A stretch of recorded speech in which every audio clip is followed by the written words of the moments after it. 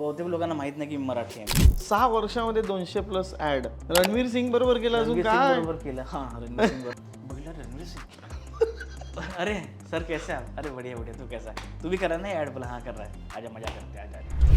बोलो junior artist हूँ तो आपकी उसमें जाके खाना खाओ. ये आर्टिस्ट लोग के लिए खाना है. मग अक्षय कुमारांचे किती सिनेमे पाहिले होतेस तू आणि त्यांना सांगितलंस का त्याच्या आठवणी? ते बोलले की तू तेव्हा चड्डीत आला असशील ना मला बघायला. त्याने बायकोला फोन केला की अक्षय सरांना खिचडी खायची. पागल झाले का?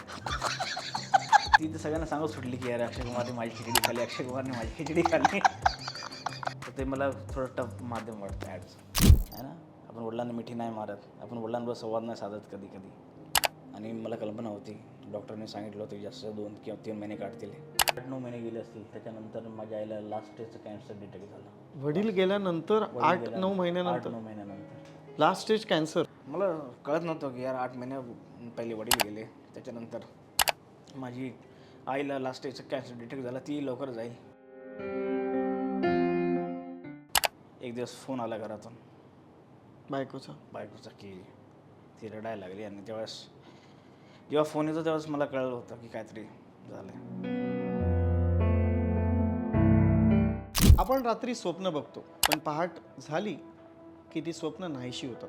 पण जी स्वप्न आपण उघड्या डोळ्याने पाहतो आणि जी स्वप्न आपल्याला झोपू देत नाहीत ना, ती खरी स्वप्न. असं म्हणतात ना की एखादी वाईट परिस्थिती आपल्याला अशा ठिकाणी घेऊन जाते आणि त्या ठिकाणी जाऊ नये म्हणून परमेश्वराकडे प्रत्येक जण साकडं घालत असतो. असाच एक कलाकार, ज्या कलाकाराने आपलं आयुष्य संघर्षमय केलं, कलेच्या संघर्षाने नाव मिळालं, पण मागे खूप काही सुटलं. अगदी आईवडिलांची साथ आणि मायासुद्धा. नमस्कार मित्रांनो, मी तुमचा दोस्त आणि फिल्मी होस्ट सागर सातपुते तुमचं स्वागत करतो लोकमत फिल्मीवर आणि आमंत्रित करतो एका अशा कलाकाराला ज्याला संपूर्ण भारत देश नया सचिव म्हणून ओळखतं, असा अभिनेता विनोद सूर्यवंशी याला. विनोद, खूप खूप स्वागत आहे तुझं नो फिल्टरवर आणि खूप भारी वाटतंय तुला पाहून. काय थँक्यू सो मच सागर, तुम्हाला इथं आमंत्रित केलं आणि त्याबद्दल तुझे खूप खूप आभार. काय सांगशील, कसा होता प्रवास विनोदचा? म्हणजे नावात विनोद जरी असलं तरी आयुष्यामध्ये खूप काही संघर्ष तुला पाहावा लागला होता. कशी होती सुरुवात? आज संपूर्ण भारत देश तुला एका नावाने ओळखतो, नवीन सचिव म्हणून. काय सांगशील? जन्म माझा मुंबईचा, इकडेच वाढलो मी. मुंबईचाच असतो? हो. अच्छा. मुंबईत कुठे? मुंबईत मी ठाण्याला राहायला. अच्छा. हो. तर माझा जन्म इकडचा मुंबईचा आणि इकडेच वाढलो मी. आणि मराठी मीडियममध्ये शिक्षण घेतलं वगैरे. आईवडिलांनी मराठी मीडियममध्ये टाकलं होतं. तसं मूळचं मी कर्नाटकचा आहे. ॲक्च्युली बॉर्डरवरती गाव येतं आमचं, महाराष्ट्र कर्नाटकचं. पण माझे आईवडील 80sमध्ये आले होते मुंबईत कामाच्या शोधात. आणि त्याच्यानंतर मग इकडेच त्यांनी विचार केला की इथंच आपण राहूया आणि इथेच राहून आपण काम करूया. तर माझा जन्म मुंबईचा, इथेच मी झालो. आणि तेच आपलं जी छोटीशी सुरुवात असते नेहमी सगळ्यांची, लोअर मिडल क्लास फॅमिली जे असतात त्यांची सुरुवात तिकडनंच होते. 10/10च्या चाळीत वाढलो आणि तिकडनं मग प्रवास सुरू झाला आमचा. वडील काय करायचे? माझे वडील मिस्त्रीचं काम करायचे. अच्छा, म्हणजे कडिया जे कडिया वगैरे जे बोलतात ना, ते काम म्हणजे करायचे. आणि आई माझं घर काम करायची. अच्छा. लोकांच्या घरी जाऊन धुणी भांडणे वगैरे हे सगळं काम करायचे आई माझं. आणि असंच होतं आमचं.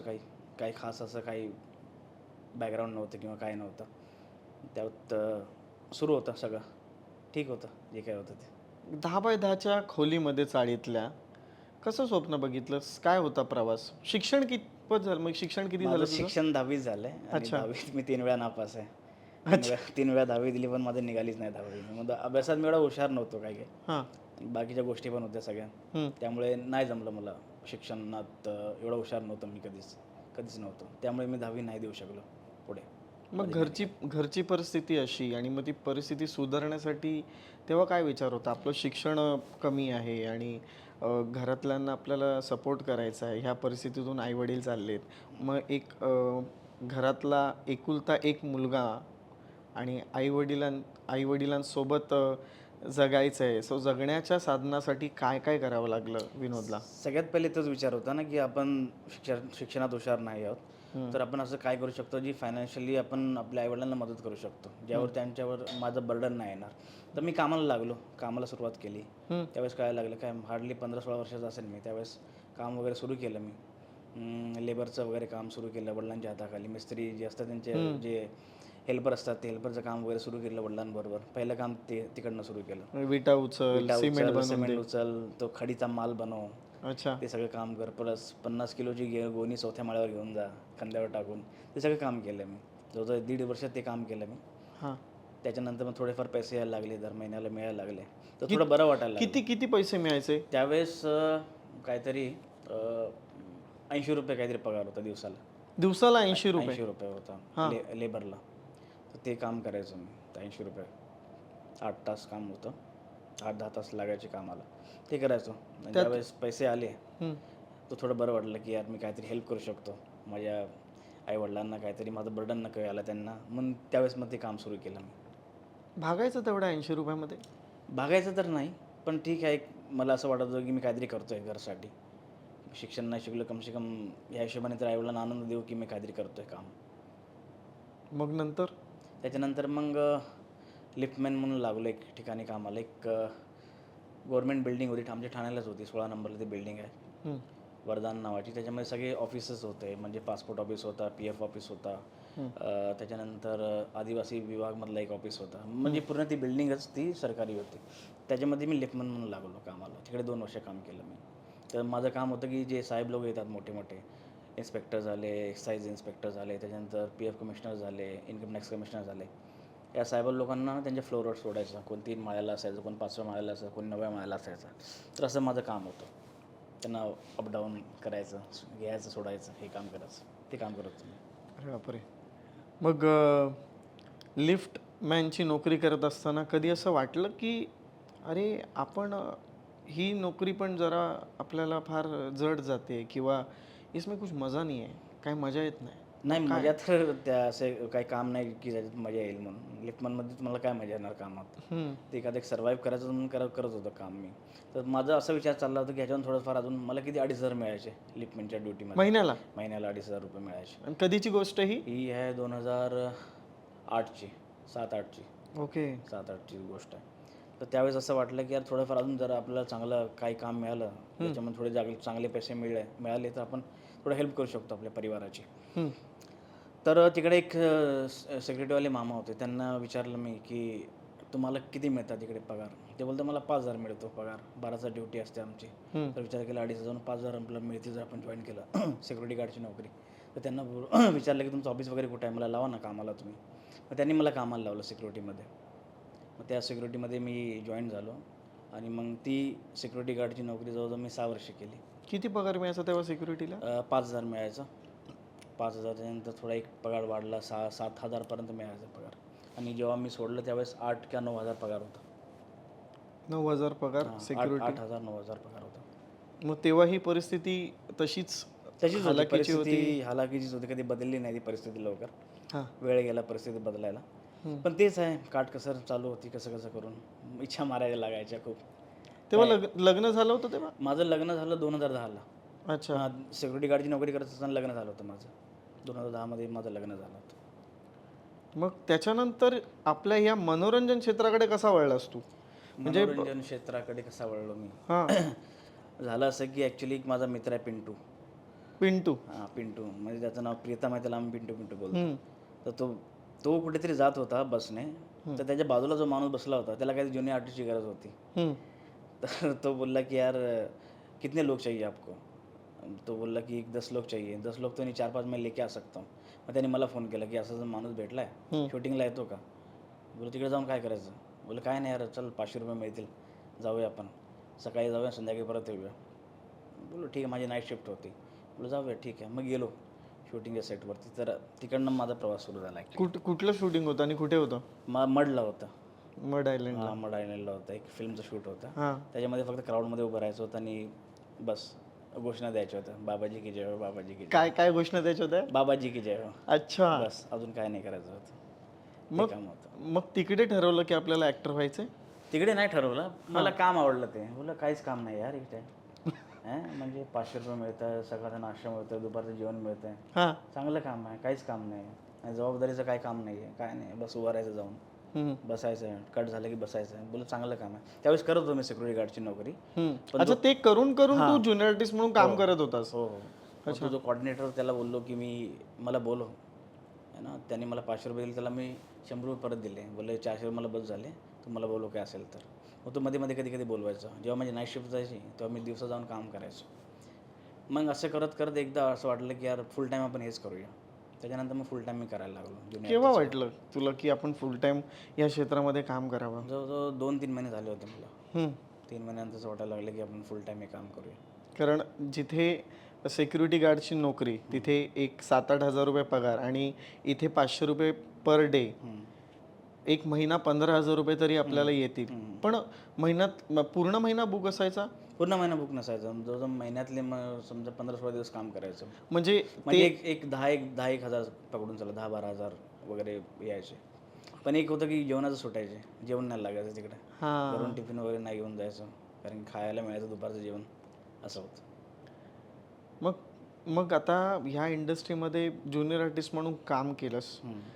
एक म्हणजे ज्युनियर आर्टिस्टचं काम रसिको असं असतं की आपण जे कलाकारांच्या मागे जी मंडळी पाहतो, जी माणसं पाहतो, त्याला ह्या क्षेत्रामध्ये ज्युनियर आर्टिस्ट म्हणून म्हणतात. आणि तू कसं काय पुढे आलास? कशी संधी मिळाली पहिली?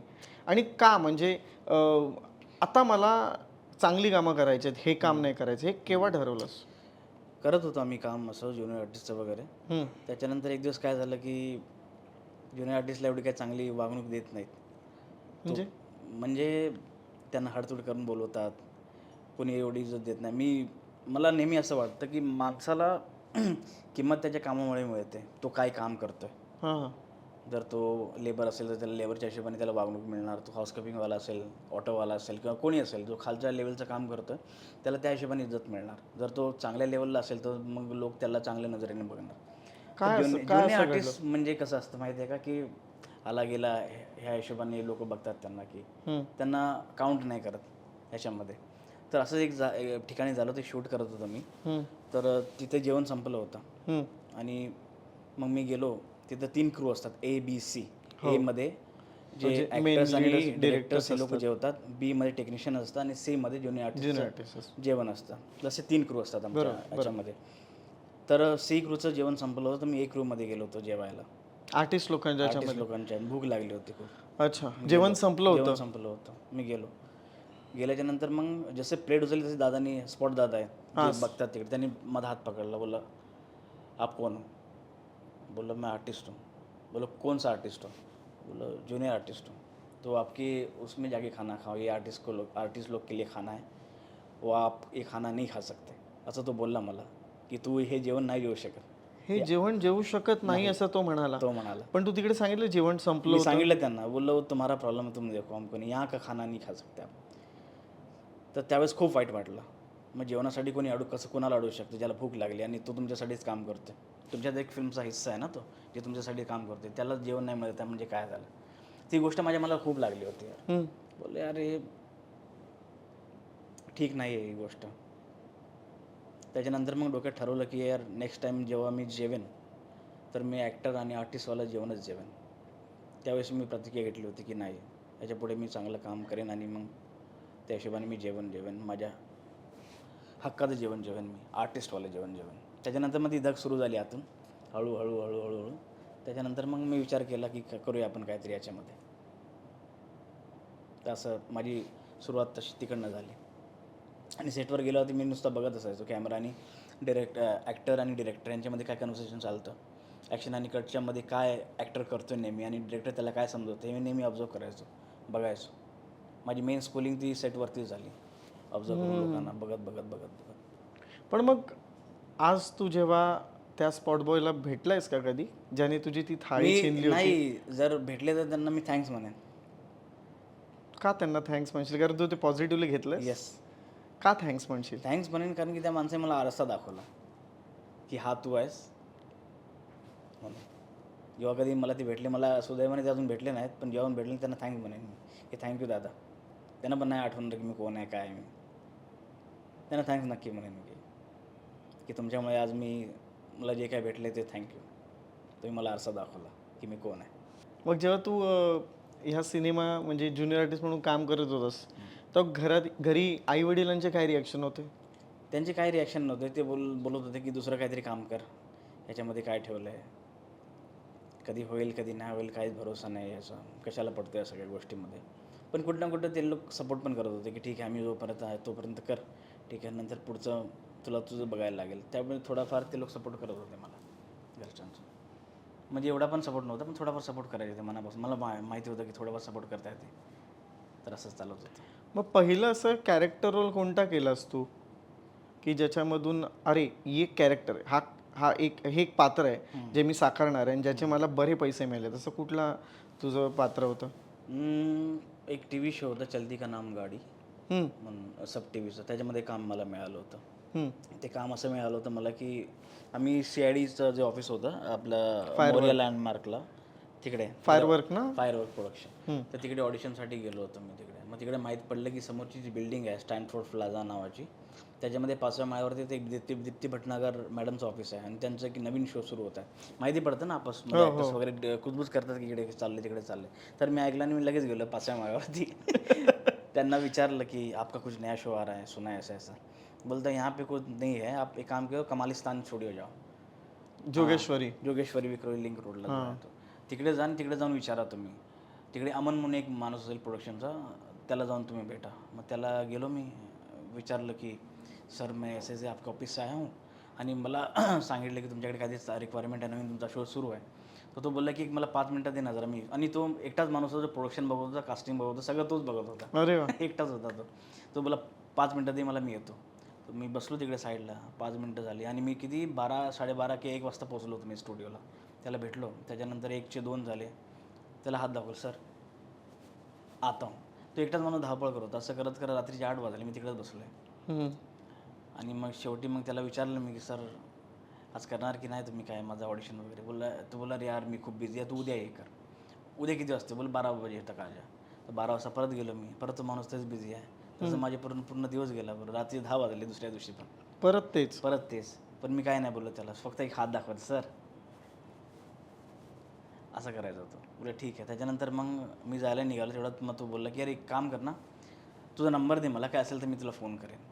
तर 2 दिवसांनी त्याचा फोन आला मला की असंच एक कॅरेक्टर आहे, एक पाणीपुरी सेलरचं कॅरेक्टर आहे, करशील का? आणि तुला मी 2,500 रुपये पर डे देईन.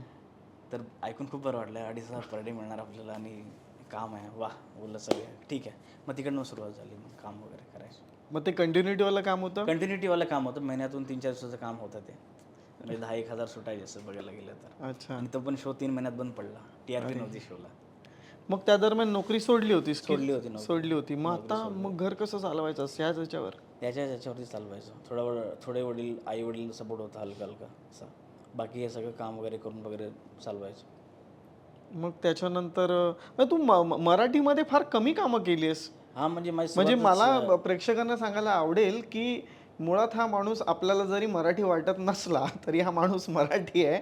म्हणून आज लोकमत फिल्मीवरती तुला बोलवण्याचं कारण मुख्य ते की लोकांना कळलं पाहिजे की आपला मराठी कलाकार हा तिकडे जाऊन हिंदीमध्ये साऊथ इंडस्ट्रीमध्ये जाऊन खूप सारी कामं करतोय, आपल्या मराठीचा झेंडा त्या ठिकाणी फडकवतोय. म्हणजे आम्हाला म्हणजे आपल्या ऑफिसमध्ये सुद्धा आता काही लोकांना असं वाटतं की अरे हिंदीतला कलाकार म्हणजे आज हिंदीमध्ये इंटरव्ह्यू होणार आहे का आपला, पण म्हणजे हे तुला म्हणजे मराठीवाले समजतच नाहीस तुला मराठी का मराठीमध्ये तू काम करत नाहीस? नाही असं नाही, मला काम करायला नक्की आवडेल. पण कसं माझं सुरुवात हिंदीपासून झाली ना, त्यामुळे हिंदीत मी बरंच काम वगैरे करत गेलं. आणि बहुतेक लोकांना माहीत नाही की मराठी आहे मी, महाराष्ट्रीयन लोकांना माहीतच नाही आहे. कारण की ते जी माझी सिरीज वगैरे आले त्याच्यामुळे त्यांना असं वाटतं की मी UP किंवा बिहारचाच आहे. हो, तिकडचे लोक मला DM करतात, सर कौन जिला आहे आपका बताइए. त्यांना सांगतो की महाराष्ट्रीयन आहे, महाराष्ट्रात राहतो मी, इकडचाच आहे. तर असं आहे. तर काम मिळालं तर नक्की करेन मी मराठीत, मला काय असं हे नाही आहे. मराठीत तू केलं होतंस ना काम, मालिकांमध्ये काम करत होतास. कोणती मालिका करत होतास तू? देवयानी केली. त्याच्यानंतर ही पण केली होती, छोटे छोटे जे कॅरेक्टर्स होते. काय त्याचं लक्ष, अस्मिता. अस्मिता पण केलं होतं. रिसर्च आहे माझा तुझ्या बाबतीत. केलं होतं, छोटे मोठे काम वगैरे सुरू होते त्यावेळेस. आणि मग नंतर मग आदित्य सरपोतदार यांची हां फिल्म केली होतीस तू. त्यांनी एक फिल्म डिरेक्ट केली होती, web film the Sholay girl नावाची. त्याच्यामध्ये मी एक प्रोडक्शन मॅनेजरचं कॅरेक्टर केलं होतं. हां. बेसिकली ती फिल्म होती, एक स्टंट वुमन होती फर्स्ट इंडस्ट्रीमधली, त्यांच्या लाईफवरती ती फिल्म बेस होती. तर बिदिता बेग यांनी तो रोल केला होता. त्याच्यामध्ये एक कॅरेक्टर होतं प्रोडक्शन मॅनेजरचं, जो पैसे खातो किंवा पैसे लोकांना देत नाही, तर त्या टाईपचं कॅरेक्टर मला आदित्य सरपोतदार सरांनी दिलं होतं. त्याच्यानंतर मी झोंबीवली केली त्यांची. ओके. हां. मग आता इथे सुरुवात झाली, ह्या क्षेत्रामध्ये कॅरेक्टर्स रोल मिळायला लागले. मग आता घरची परिस्थिती थोडी बदलत होती का परिस्थिती परत तीच होती? परिस्थिती तोपर्यंत तेवढीच होती. म्हणजे एवढी काय बदलली नव्हती परिस्थिती माझी, काय एवढी काय खूप काही छान असं झालं नव्हतं आयुष्यात. पण हेच होतं की पोटापाण्यात सुटत होतं काम, एवढं काम होतं. पण मग आपलं क्षेत्र आळवावरचं पाणी असं म्हटलं जातं, बरोबर आहे. बरोबर. मग असा कधी फेज आला होता का की अरे कामच नाहीत, अरे जाऊ दे मी आता नोकरीच करतो, किंवा नाही काहीच होत नाही आहे ह्या क्षेत्रामध्ये आपलं, असा कधी फेज आला होता? तेव्हा घरच्यांकडे बघून किंवा बायको आहे आपली, आणि तेव्हा मुलगी झाली होती कदाचित तुला, झाली होती. आणि मग तेव्हा काय विचार आला तुला की आता कामं नाहीत तर काय करायला पाहिजे? असा फेज येतो सगळ्या कलाकाराच्या आयुष्यात, असा फेज येतो की खूप लांब टाईमपर्यंत काम नव्हतं, म्हणजे 7-8 महिने काम नव्हतं. त्यावेळेस करायचं काय हा विचार येतो कधी कधी. तर असा आला होता फेस. त्यावेळेस असं वाटलेलं की जरा सोडून देतो अरे सगळं, काय मजा नाही याच्यामध्ये, काम काम करणं पण 7-8 महिने आपण झालो घरी बसलो आहे, काहीच काम नाही आहे, काहीच नाही आहे, काहीच होत नाही आहे. ह्याच्याकडनं पैसे घे, त्याच्याकडनं पैसे घे, असं करून आपण संसार चालवतो आपला, ह्याच्यात काय मजा नाही आहे. पण शेवटी तुम्ही एक वेळ दिला ना, एक चांगला वेळ दिला, त्याच्यानंतर मग तुम्ही परत नवीन दुसरी सुरुवात करताना खूप मुश्किल होतं. एक वेळ दिल्याच्या नंतर तुम्ही इंडस्ट्रीमध्ये तर जमत नाही ते काम, मन नाही लागणार तुमचं. जरी तुम्ही विचार केला की सोडून देतो याच्यामध्ये काय करतो, पण आतमधला जो कलाकार आहे ना, हां, तो मरत नसतो. तो नाही. तो असं वळवळ करत असतो आतमध्ये की नाही याच्यात करूया काहीतरी, होईल काहीतरी चांगलं होईल, थोडा पेशन्स ठेवूया, थोडा हे करूया. तर तो विचार यायचा कधी कधी, म्हणून थोडंसं शांत करायचं स्वतःला. मग तुझे जेव्हा सिनेमे आले त्यावेळेला घरच्यांनी पाहिले का तुझे सिनेमे? हां, माझ्या आईने बघितले होते काय काय माझं काम वगैरे. हां. त्याच्यानंतर वडील माझे कधी 2018-17मध्ये गेले माझे वडील. त्यावेळेस मी काय एवढं काम केलं नव्हतं, छोटे मोठेच काम वगैरे करायचो. तर ते बघायचे कधी कधी ॲड वगैरे. एक माझी ॲड होती ब्रिटानिया बिस्किटची, 10 सेकंडची ॲड होती, आणि ती कुठल्या तरी मराठी चॅनलला येत होती ती ॲड. तर ती ॲड बघण्यासाठी ते दिवसभर बसले असायचे टीव्ही समोर. हां, टी व्ही समोर की कधी येईल, आणि ती दिवसातून एकदा किंवा दोनदा यायची ती ॲड. नुसतं ती ॲड बघायला ते बसले असायचे की मी विनोदला बघतो माझ्या टी व्हीवरती. तर म्हणजे वडिलांनी माझं छोटं मोठंच काम बघितलं, मोठं काही काम बघितलं नाही. काय झालं होतं वडिलांना? माझ्या वडिलांना आजार झाला होता. त्यांना ॲक्च्युली दमा होता, दमाचा त्रास वगैरे होता. आणि त्याच्यानंतर मग त्यांना कळलं की टी व्ही झाली आहे लास्ट स्टेजची, आणि आम्हाला कळलंच नाही. आम्ही समजतो तो दमा आहे, आणि जोपर्यंत आम्ही तो ट्रीटमेंट करू त्याच्यानंतर मग त्यांचा जो ॲडव्हान्स लेवलला गेला होता तो आजार, लास्ट स्टेजला. त्यामुळे ते वाचले नाहीत वडील माझे. तर 2017मध्ये ते गेले माझे वडील. आम्हाला कळूनच नाही आलं की काय चाललं आहे काय नाही चाललं. आता त्याच्यानंतर तर जबाबदारी खूपच वाढली असेल. त्याच्यानंतर खूप जबाबदारी वाढली माझी, म्हणजे काय करू कळत नव्हतं. म्हणजे एक असते ना, एक वडील, तुमचे वडील, आणि त्याच्यानंतर जेव्हा ते एखादा माणूस जातो तुमच्या आयुष्यातून, एवढा मोठा माणूस ज्याचा सपोर्ट असतो, नुसता हात जरी असला आपल्या खांद्यावरती, असं वाटतं की कोणतरी आहे माणूस. जेव्हा तो माणूस तुमच्या आयुष्यातून निघून जातो तर खूप वाईट वाटतं, खूप वाईट वाटतं. म्हणजे एक्सप्रेस नाही करू शकत आपण. कधी आपण वडिलांना एवढं काही बोलत नाही ना कधी, आहे ना. आपण वडिलांना मिठी नाही मारत, आपण वडिलांबरोबर संवाद नाही साधत कधी कधी. तर ती असं वाटायचं कधी कधी की यांच्यावर बोलायला पाहिजे होतं, यांना मिठी मारायला पाहिजे होती, यांच्यावर खूप काही गप्पा मारायला पाहिजे, यांच्यावर मैत्री करायला पाहिजे होती. पण तो योग कधी घडून आला नाही. आपण थोडंसं बिचकतो वडिलांना. आपण आईबरोबर मोकळे असतो बोलायला, वडिलांबरोबर आपण एवढं नाही बोलत, एवढं बोलायला पाहिजे. काय बोलायचं राहून गेलं वडिलांशी? खूप काय बोलायचं राहून गेलं यार, खूप काय बोलायचं राहून गेलं. मला कधी कधी असं वाटतं, आठवतं की आता जेव्हा वडील गेले तर असं वाटत होतं की यार मिठी कुणाला मारू मी आता. तो एक क्षण होता, खूप काय राहून गेलं बोलायचं वडिलांना. आज जर असे ते तर त्यांना खूप बरं वाटलं असतं की माझा मुलगा आज काहीतरी करतो आहे, 2-4 लोक त्याला ओळखतात. आज मी माझ्या घरी जेव्हा जातो रस्त्याने तर मला जवळजवळ 100 लोक भेटतात रस्त्यात. सगळे विचारतात विनोद कैसा आहे, क्या कैसा आहे. कोणी हात मिळायला येतं, कोणी फोटो काढायला येतं, कोणी विचारतं की भाऊ तुझं काय चाललं आहे. ते जर माझ्या वडिलांनी बघितलं असतं मला खूप आनंद झाला असता की यार काहीतरी केलं आपण आयुष्यात. बघायला ते नाही येत आता सध्या. जाताना काय बोलले होते शेवटचं वाक्य? काय बोलणं झालं होतं? सुखाने राहा एवढं बोललो होतं. सुखाने राहा, काळजी करू नको, सुखाने राहा, जे होईल ते बघूया, काय हरकत नाही, असं बोलले होते ते शेवटचं. एवढं माहिती आहे मला. त्यांना कळलं होतं ते जाणार आहे? हो. एक दिवस असं आरशासमोर उभे होते आणि बघत होते चेहरा आपला, असं बघितलं आणि त्यांच्या तोंडातून एक वाक्य आलं, विनोद आता बाजार संपला आहे. मला क्लिअरली आठवतं ते काय बोलले होते आरशात उभे राहून की विनोद आता बाजार संपला आहे. ते खूप हिट झालं माझ्या मनाला, त्यावेळेस लागलं होतं खूप की. आणि मला कल्पना होती, डॉक्टरने सांगितलं होतं की जास्त 2 किंवा 3 महिने काढतील. गेले 3 महिन्यानंतर. ते एखादी दिवाळ असते ना खूप मोठी अशी छत, असं ते असं पडल्यासारखं झालं मला एकदम की यार खूप मोठा आधार माझ्या हातातून, माझ्या पाठीवर, माझ्या डोक्यावरून गेला. खूप वाईट वाटलं मला त्यावेळेस. ती जी जागा आहे ती कधी भरून नाही निघणार तुमची. वडील म्हणजे सर्व यार. आपला कुठे त्रास झाला की आपण आई काय म्हणतो, पण जेव्हा खूप मोठं असं काहीतरी ओझं येतं तेव्हा आपण बापरे बोलतो. का बोलतो? रिझन आहे ना त्याचं काहीतरी. बाप म्हणजे सर्व काही आयुष्यातला तुमच्या. तो जेव्हा माणूस जातो तुमच्या आयुष्यातून तर सगळं काही जातं. मग आता त्यानंतर आईची काळजी घ्यावी लागली. त्याच्यानंतर मग आईची काळजी घ्यावी लागली आम्हाला. हां आईला सांभाळायला लागला. हां. त्याच्यानंतर मग कामं वगैरे सुरू होते माझे, छोटे मोठे कामं सुरू होते. TV सिरियल वगैरे करायचो मी. कधी कंटिन्युटी मिळायची, कधी 2 दिवसाचं काम मिळायचं. मध्ये ॲड तिकट. त्याच्यानंतर मग ॲड वगैरे सुरू झाल्या होत्या माझ्या. त्याच्यानंतर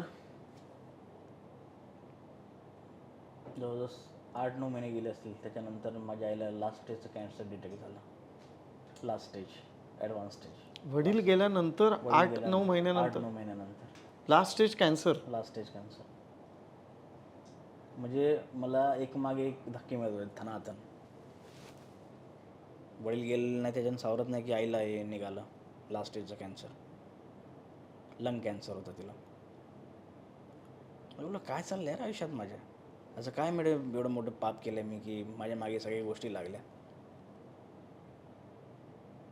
नाही कळत होतं मला मी काय करू काय नाही. जेव्हा चेकअप केलं डॉक्टरांनी आणि जेव्हा ते पेट स्कॅन वगैरे केलं, त्याच्यानंतर जेव्हा रिपोर्ट आला तेव्हा डॉक्टरांनी बोललं की आईला बाहेर बसव, मला तुला बोलायचं काहीतरी.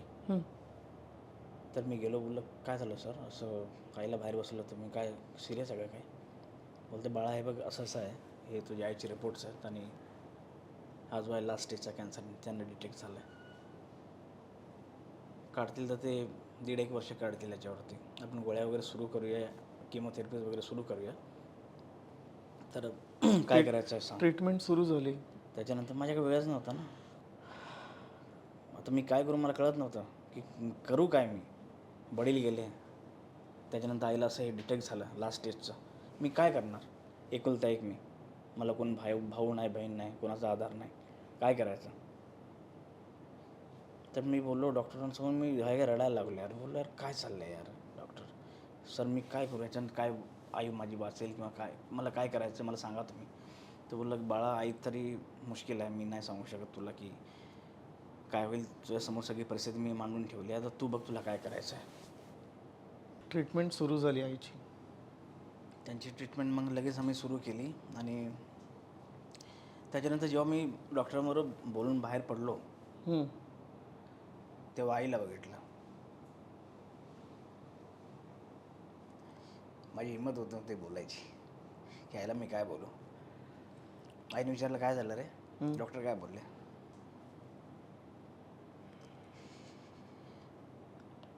मी काय नाही बोलू शकलो. बोललं काय नाही आई, बस थोडासा त्रास आहे छातीमध्ये, सगळं ठीक होईल. डॉक्टरांनी सांगितलं की 2-3 महिन्याचा कोर्स आहे, बस आपल्याला ॲडमिट व्हावं लागेल बाकी काय नाही, सगळं ठीक आहे. हं. सगळं ठीक होईल 3 महिन्यात. मी खूप स्वतःला कंट्रोल करून मी त्यावेळेस रडलो नाही. आईला घरी सोडलं आणि त्याच्यानंतर मग माझी मी रडायला लागलो. मला कळत नव्हतं की यार 8 महिने पहिले वडील गेले. त्याच्यानंतर माझी आईला लास्ट स्टेजचं कॅन्सर डिटेक्ट झाला, ती लवकर जाईल. आयुष्यात काय चाललं सगळं कळत नव्हतं. कसंबसं करून आईला सोडलं घरी आणि गेलो निघून कुठं. खूप लांब असं चालत चालत चालत रडत रडत काय करू काय नाही कळत नव्हतं. काय करू मला काय डोकंच काम करत नव्हतं. एका मागून धक्के बसत होते जबरदस्त एकदम. त्याच्यानंतर कसंबसं करून रात्री घरी आलो. आई झोपली होती त्यावेळेस. बायकोला मी सांगितलं होतं फोन करून की असं असं आहे, मी चाललो आहे जरा बाहेर, मी येतो नंतर. त्याच्यानंतर मग दुसऱ्या दिवशी आईला घेऊन गेलो डॉक्टरांकडे. त्याच्यानंतर मग डॉक्टरांनी केमोथेरपी सुरू केली. हं. जेव्हा त्यांनी सुरू केलं केमोथेरपी, ते बोलले की थोडा त्रास होईल, केमो वगैरे चढताना त्रास होतो थोडासा, आणि बाकी तुम्ही बघा काय करायचं आहे ते. किमोला आणि पैसे पण खूप लागतात. की एक केमोथेरपीचे काहीतरी 21,000 रुपये, 21,000 काहीतरी लागत होते आम्हाला. 21,000 पर केमोथेरपीचे 21,000. तर प्रीतम कळसकर नाव आहे त्या डॉक्टरांचं. हां. तर ते डॉक्टर खूप चांगले होते, खूप चांगले व्यक्ती होते डॉक्टर ते. तर ते बोलले की पर किमोथेरपी 21,000 रुपये लागतील तुला, तर बघू आपण कसं काय करता येईल, पण तू आईचा जे ट्रीटमेंट आहे ती सुरू ठेव, बंद नको करू. बोललो ठीक आहे डॉक्टर, मी करतो, काय करायचं बघतो मी. मग त्या दरम्यान कामं चालू होती, त्याच्यातून एवढा पैसा मिळत होता? दरम्यान काम वगैरे चालू होतं सगळं. आणि काम म्हणजे एवढं काम नव्हतं काय माझ्याकडे करायला, की मी आणि ती केमोथेरपी दर 21 दिवसांनी करायला लागायची आम्हाला. दर 21 दिवसांनी ती केमोथेरपी करायला लागायची. त्या दरम्यान एवढं काम नव्हतं, परत घरचं पण बघायचं होतं आणि हे सगळ्या गोष्टी चालू होत्या. त्याच्यानंतर मग थोडे याच्याकडनं पैसे उधार घे, थोडे त्याच्याकडनं पैसे उधार घे, थोडं ट्रस्टकडे धाव घेतली. ट्रस्टमधून काय पैसे मिळतात कधी बघितली. परत आमच्या इकडचे जे नेते होते एकनाथ शिंदे साहेब, त्यांच्याकडे जाऊन त्यांच्या जे त्यांनी एक बीट चौकी त्यांची काय म्हणतात त्याला, ती वैद्यकीय सहायता एक कक्ष आहे त्यांचा ठाण्याला कोपरीला. तर तिकडे गेलो मी, त्यांच्याकडे काहीतरी मदत मागितली. असं करून मग थोडेफार इकडनं तिकडनं पैसे घेऊन थोडं, कधी कधी माझ्याकडे पैसे नसायचे तर डॉक्टरांना सांगायचं की मी तुम्हाला पुढच्या महिन्यात देतो, माझं काम सुरू आहे, जसं कामाची येईल तसं पैसे. ते डॉक्टरांनी खूप हेल्प केली मला. त्यांनी कधी मला असं पैशासाठी विचारलं नाही. आईचं ट्रीटमेंट कधी त्यांनी थांबवलं नाही. पण हेच होतं की किमोथेरपी लागताना खूप त्रास व्हायचा, खूप त्रास व्हायचा. बॉडी तुमची जळते आतून. म्हणजे जे तुमचे चांगले सेल्स आहेत ते पण मरतात त्या सेल्सबरोबर ते. तर जेव्हा पहिली किमोथेरपी लागली आईला, त्याच्यानंतर 3 किंवा 4 दिवसात आई सगळे केस गळायला लागले, सगळे केस गळायला लागले तिचे. ते बघून मी एकदम असं, मला विचित्र वाटायला लागलं, यार आईचे सगळे केस गळत आहेत एकदम. शेवटी जे केस उरले होते त्याला मी स्वतः काढलं. म्हणजे तो क्षण मी अजून नाही विसरू शकत की माझ्या याचे केस मी काढतोय ओढून, सगळे असे पडत आहेत खाली, एवढे लांब लांब केस होते तिचे, असं ओढून काढायला लागायचे होते केस. ते खूप वेदनादायी होतं माझ्यासाठी की काय बघायला लागते, ईश्वर मला काय दाखवते तो. खूप वेदना व्हायच्या. त्याच्यानंतर मग ती इंजेक्शन लागतं तुमच्या बेंबीत, ह्या सगळ्या गोष्टी व्हायचे. सगळं बघत होतो मी की काय चाललंय, मीच का, माझ्या वाटलं एवढं दुःख काय ते. तर कसं बसं करून 16 किमोथेरपीज केल्या आईच्या माझ्या. त्या दरम्यान खूप मेंटली प्रेशरमध्ये होतो मी, खूप खूप खूप जास्त. मग त्यावेळेला कामं वगैरे करत होतास आणि त्या दरम्यान तुझी कामं सुरू होती, आणि मग कसं तू टॅकल करायचं या सिच्युएशनला? खूप मुश्किल होतं माझ्यासाठी. म्हणजे मला माहीत नव्हतं की काय गोष्ट होती, पण देव थोडाफार माझ्या साथ होता माझ्याबरोबर. त्याच्या हिशोबाने मी करायचो काहीतरी काम थोडंफार. कधी कधी वेगळ्या झोनमध्ये जायचो मी. कधी कधी पटकन आईची आठवण यायची. शूटिंग वगैरे करतो, डायलॉग वगैरे रिहर्सल करतो, त्यावेळेस आईची आठवण यायची की आई काय करत असेल त्यावेळेस. कधी कधी असं व्हायचं की मला कॉमेडी करायची. माझी आई जाण्याच्या 1 आठवड्या अगोदर किंवा 4 दिवसा अगोदर मला एक सीन मिळाला होता, ज्याच्यात मला कॉमेडी करायची होती. तो सीन केला मी, कॉमेडी असं असं केला, काम हे करायला लागेल आपल्याला, केलं. त्याच्यानंतर मी खूप रडलो, खूप रडलो मी. आईचे 4 दिवस जाण्या अगोदर तुम्हाला सीन मिळाला होता. म्हणजे मेंटली मी खूप डिस्टर्ब होतो, पण कुठे हे पण घेऊन चालत होतं की परिवार आपलं चालवायला लागेल, काहीतरी करावं लागेल. सिच्युएशन आहे, ह्याच्याशी लढावं लागेल आपल्याला. आणि आपल्याला मजबूत राहावं लागेल, तेव्हा आपला परिवार कुठे मजबूत राहील. त्या हिशोबाने सगळं चाललं होतं माझं. शेवटी मग एक दिवस फोन आला घरातून बायकोचा की ती रडायला लागली. आणि त्यावेळेस जेव्हा फोन येतो त्यावेळेस मला कळलं होतं की काहीतरी झालं आहे. जसा फोन वाजला तसा माझे हात कापायला लागले आणि मी विचारलं. तिकडनं बायको सांगायला लागली की असं झालं आहे. मी गेलो घरी आणि बघितलं तेच सगळं. काही नाही उरलं तिच्या अंगात. 16 केमोथेरपी झाल्या होत्या ना, काही नाही उरलं होतं अंगात. पण असं हे जे नस आहेत ना, ते सगळ्या चिपकल्या होत्या असं एकदम बॉडीमध्ये काहीच नाही उरलं होतं. 16 केमोथेरपीज खूप असतात. 16 केमोथेरपीज काय नाही उरत तुमच्या बॉडीमध्ये. काय करणार, शेवटी गेली माझी आई. ती गेल्याच्या नंतर वडील गेले, त्याच्यानंतर आई गेली. एक मागोमाग दोन्ही गेले. 2-2.5 वर्षात सगळे दोन्ही गेले माझ्या आयुष्यातून. खूप वाईट वाटत होतं. काय करू काय कळत नव्हतं आयुष्यात. करायचं काय, कुणाकडे बघायचं. एखाद्या तुमच्या परिवारामध्ये एखाद्या मोठ्याचा हात असणं डोक्यावर खूप गरजेचं आहे. एक मोठा व्यक्ती तुमच्या घरात असणं खूप गरजेचं आहे. त्या गोष्टीची जाणीव मला खूप व्हायची. आणि मी खूप वेळेस मौन असायचो. मी बोलायचं नाही कोणावर काय. एक कुठल्या तरी कोपऱ्यामध्ये असं बसलेलं असायचं आईच्या आठवणीत, वडिलांच्या आठवणीत. ते असं सगळं चालू होतं. आईने काय जाताना तुला सांगितलं? तिला माहिती होतं ती जाणार आहे?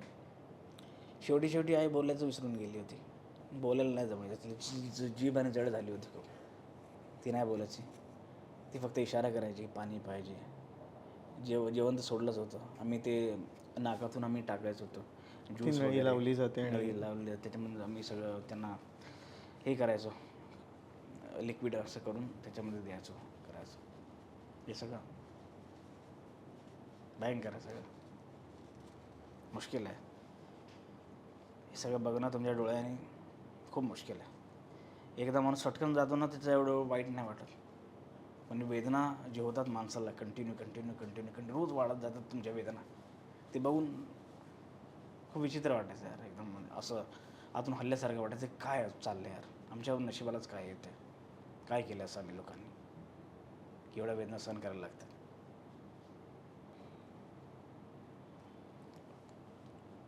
कोणतं शूट करत होतास त्यावेळेला ही घटना घडली तेव्हा? त्यावेळेस काहीतरी कॉमेडी शो होता, काहीतरी एक नोकराचा रोल करायचा होता, काहीतरी TV शो होता. आठवत नाही ॲक्च्युली, मला आता एवढं आठवत नाही की काय होतं ते. पण त्यावेळेस करत होतो मी काम. त्या शोचं नाव आठवत नाही मला. त्याच्यामध्ये केलं होतं, कॉमेडी सीन होतं माझं. पण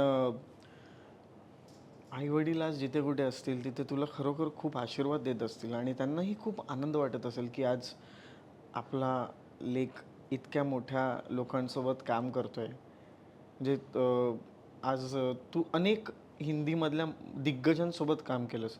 म्हणजे सिनेमाकडे आपण येऊच, पण तू जवळपास 200च्या वर कमर्शियल ॲड्स केलेस. हां. कसं काय, म्हणजे ॲड्स मिळवणं हल्ली कलाकारांना फार डिफिकल्ट जातं, कारण ते कॅरेक्टर किंवा त्या सुटेबल कॅरेक्टर त्या ॲड्ससाठी ते लोक खूप विचार करून खूप फिल्टर होऊन येतं. कसं कास्टिंग झालं तुझं ह्या क्षेत्रामध्ये?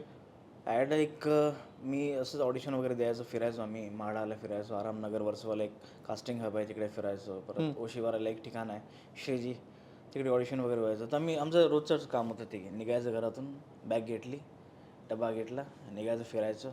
याच्याकडे विचारायचं ऑडिशन आहे, त्याच्याकडे विचारायचं ऑडिशन आहे. असं विचारत आम्ही एक ठिकाणी होती श्रीजी ओशिवारा, तिकडे पोचलो मी. तिकडे एक ॲडचं ऑडिशन चालू होतं. तिथं मॅथ्यू वर्के म्हणून एक मुलगा होता. त्याला विचारलं मी की आप ऑडिशन कर रहे हो, आप कास्टिंग डायरेक्टर हो? बोला हाँ मैं हूँ, बताओ नहीं मेरे लुक में कुछ है क्या आपके यहाँ? तो बोला कि अभी तो तुम्हारे लुक में यहाँ पे कुछ नहीं है, पर तुम अपना नंबर दे दो, मैं तुमको भेज दूंगा, कुछ रहेगा रिक्वायरमेंट. एक 7 किंवा 8 दिवसांचा मला कॉल आला की असं एक ॲड कर रहा हूँ मैं.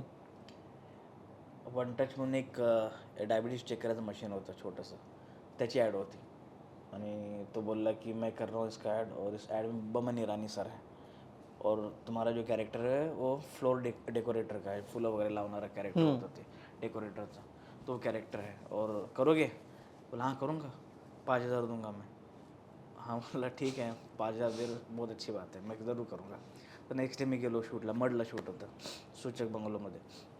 तिकडे जाऊन शूट केलं, बरं वाटलं. पहिल्यांदा मी ॲड शूट करत होतो आयुष्यात माझ्या. पहिल्या ॲडचे पैसे किती मिळाले? 5,000 रुपये. 5,000 रुपये मला म्हणजे मिळाले. 500 रुपये 2,500 2,500 आणि डायरेक्ट डबल डबल 5,000 रुपये. 5,000 रुपये. 5,000 मला मिळाले. आणि मोस्टली आणि बघितलं ना ट्रीटमेंट वगैरे जबरदस्त होती. हां.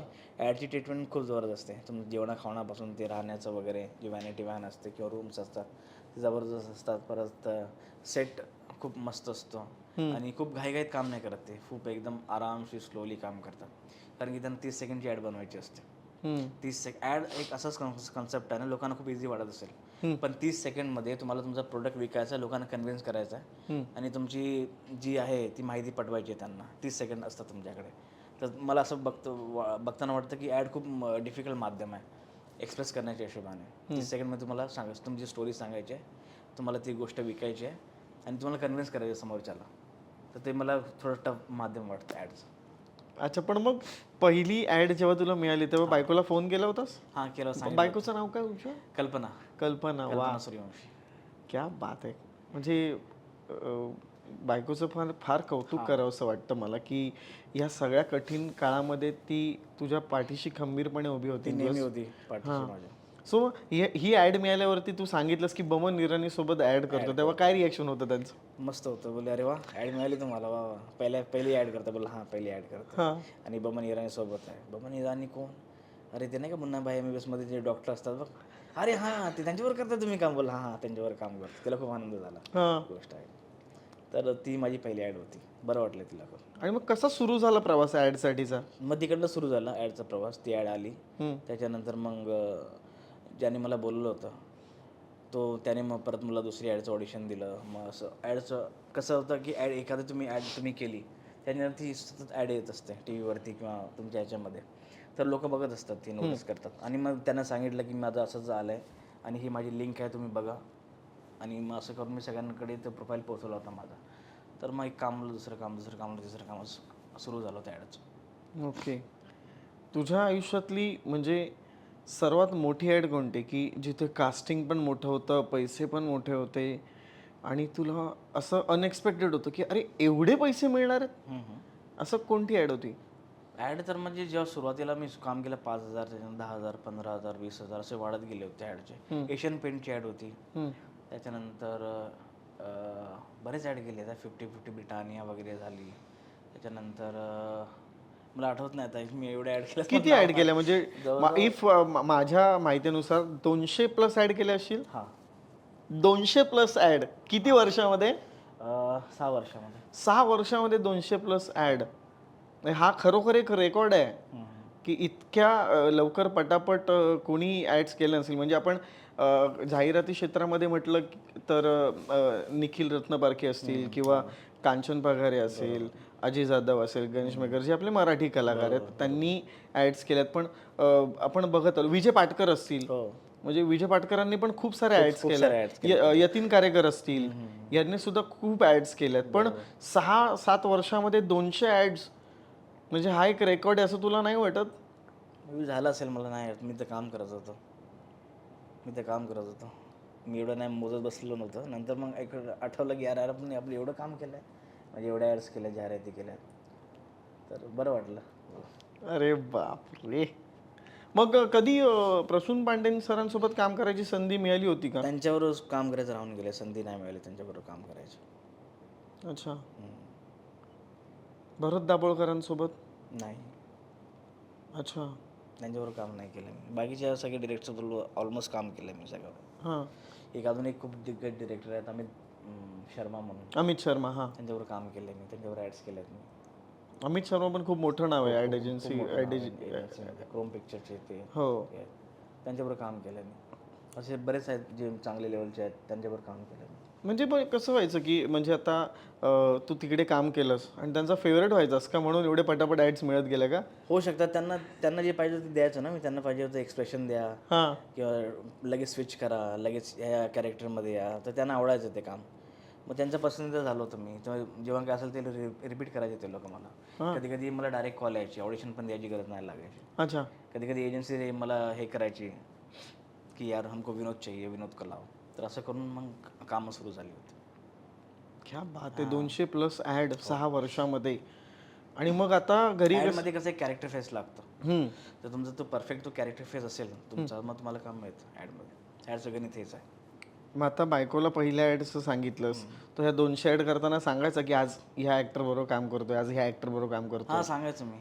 माझं शूट वगैरे असं सांगायचं की आज मी शूटला चाललोय, मी इकडे चाललोय. कोणाकोणासोबत ॲडमध्ये काम केलंस तू? असे मोस्टली सेलिब्रिटी बरोबर खूप कमीच काम केलंय. मोस्टली मीच जास्त ॲड केल्यात, म्हणजे इंडिव्हिज्युअल ॲड खूप. रणवीर सिंग बरोबर केलं अजून रणवीर सिंग काय? बरोबर केलं. हां, रणवीर सिंग बरोबर केलं. हा म्हणजे मी आठवण करून देतो तुला, तुला आठवत नाहीये. मला आठवत नाही ॲक्च्युली. रणवीर सिंग बरोबर काम केलं होतं मी. अजून कोणावर काम केलं होतं? अजून कोणतं? अनिल कपूर सरांसोबत? नाही, त्यांच्यावर काम नाही केलं. बमन सरांसोबत झालं. सरांसोबत काम केलं. बाकी हां, रणवीर सिंग बरोबर 3-4 ॲड्स केल्यात मी त्याच्याबरोबर. मस्त माणूस होतो, मजा येते त्याच्यावर काम. कसा माणूस आहे? खूप एनर्जेटिक, खूप एनर्जेटिक. आणि मग त्यांच्याशी मराठीत बोलायचंस की हिंदीमध्ये बोलायचं? हिंदीमध्ये बोलायचं. अच्छा. हिंदीमध्ये बोलायचं. म्हणजे असं एकदा काम केलं की माणूस त्यांच्या लक्षात राहतो. दोनदा तीनदा काम केलं ना, स्वतः समोरून येऊन हात बीत मिळवणार वगैरे असं. और कैसा है, क्या चल रहा है तेरा. काय काय आठवणीतला किस्सा? मी ॲक्च्युली बसलो होतो. त्यांच्यावर एक ॲड करून झाली होती माझी. आधी मी केली होती एक ॲड, बिंगो टेडेमेडे. बिंगो टेडेमेडे ती ॲड केली होती. त्याच्यानंतर मी यशराजला शूट करतो, त्यांच्याबरोबर ॲड होती. ओकाया बॅटरीची ॲड होती. तर बसलो होतो असा खाली आपल्या फोनमध्ये. तिकडनं समोर रणवीर सिंग चालत आले, असे आले आणि माझा मोबाईलमध्ये लक्ष होतं आणि माझा असा हात केला, असं माझ्या ह्याच्या खांद्यावर हात बोलला. बघितलं रणवीर सिंग. अरे सर कैसे आप? अरे बढ़िया तू कैसा है? तू भी कर रहा है ना ॲड? बोला हाँ कर रहा है. आजा मजा करते आजा. मग त्याने स्वतःहून मला हात असं उठवून किंवा हे केली, खूप मोठी गोष्ट. अरे एवढा मोठा स्टार आहे तो माणूस, स्वतःहून तुम्हाला अप्रोच करते समोरून, तर बरं वाटतं. तो एक किस्सा माझ्या लक्षात आहे. तुझा पण जर बॅकग्राऊंड बघितलं तर तू नाही नाटक केलंयस ना मालिका फार केल्यास मराठी, थेट हिंदीमध्ये. मग तिकडे इम्प्रोवाइज वगैरे करायची जेव्हा गरज पडायची त्यावेळेला कसं काही त्या सिच्युएशनला तू पुरा पडायचास? नाही, ते सांगायचे ना की मेरे को यहाँ पे ये चाहिए, मला हे पाहिजे या जागी. तर तू काय मोस्टली ॲडमध्ये काय एक्सप्रेशन चालतात, मेन एक्सप्रेशनचा गेम असतो आणि एक लेवल अप करतात ॲडमध्ये. आणि मोस्टली अशा खूप कमी ॲड असतात जे परफॉर्मन्स बेस्ड असतात. बाकी सगळ्यामध्ये एक्सप्रेशन द्या, हां असं करा, हेच जास्त असतं. त्यामुळे ते मला जमतं, मग द्यायचं मी. त्याच्यामध्ये थोडं मला आहे चांगला बेस, मग त्यांना द्यायचं त्या हिशोबाने जे ते मागतात मला, तर करायचं मी. ॲडमध्ये म्हणजे ॲड करत असताना कुठल्या सेलिब्रिटीसोबत ॲड करत असताना कुठल्या सेलिब्रिटीसोबत काम करायचं राहिलं की ह्यांच्याबरोबर मला ॲड करायची इच्छा, असं कोण आहेत? सलमान भाई. सलमान भाईबरोबर बऱ्याच वेळा माझं चुकलं ती गणित. शॉर्टलिस्ट असताना त्यांच्या ॲडमध्ये निघून गेलो बाहेर मी. शॉर्टलिस्ट असतो ना माणूस, शॉर्टलिस्ट त्याच्यानंतर फायनल लॉक होतो. तर असं 2-3 वेळा माझं नशिबात नव्हतं ते काम करायचं त्यांच्याबरोबर. ते राहून गेलं. सलमान भाईबरोबर काम करायची इच्छा आहे. एखादी ॲड तरी करायची त्यांच्याबरोबर. आणि कोणासोबत ॲड करायची इच्छा? आणि बस तीच एक व्यक्ती आहे. चल भाईजानसोबत एकदा काम करायचं, एकदा स्क्रीन शेअर करायचं. कारण की तेरे नाम बघून मी फॅन झालो होतो. अच्छा. तेरे नाम बघितलं होतं, मला जाम आवडली होती ती फिल्म. तेरे नाम कधी बघितलं होतंस? तेरे नाम तू 2003ला आली होती ती फिल्म. हां, तेव्हा बघितलं होतं थिएटरला. अच्छा. म्हणजे कशी परिस्थिती अशी असताना थिएटरमध्ये जाऊन सिनेमा घेऊन गेले ते मला. अच्छा. कोण म्हणजे लहानपणीचे मित्र कोण आहेत कोण ना, आठवतात? प्रकाश आहे, त्याच्यानंतर विक्रांत आहे, हां, मनीष आहे, गुड्डू एक आहे, असे 4-5 मित्र होते. बबलू नावाचा एक मित्र आहे. ते लोक घेऊन जायचे मला फिल्म वगैरे बघायला.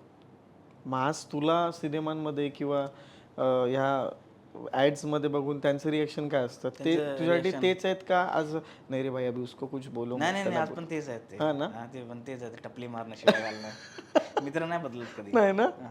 मित्र नाही बदलत कधी. ना त्यांचा स्वभाव बदलतो ना तुम्ही बदलता. तुमच्यासाठी जे आहेत तेच आहेत ते. मग ते आज पण आहेत माझे मित्र. ते पण तुझ्या कठीण काळामध्येही होते तुझ्यासोबत? सोबत होते माझ्या ते.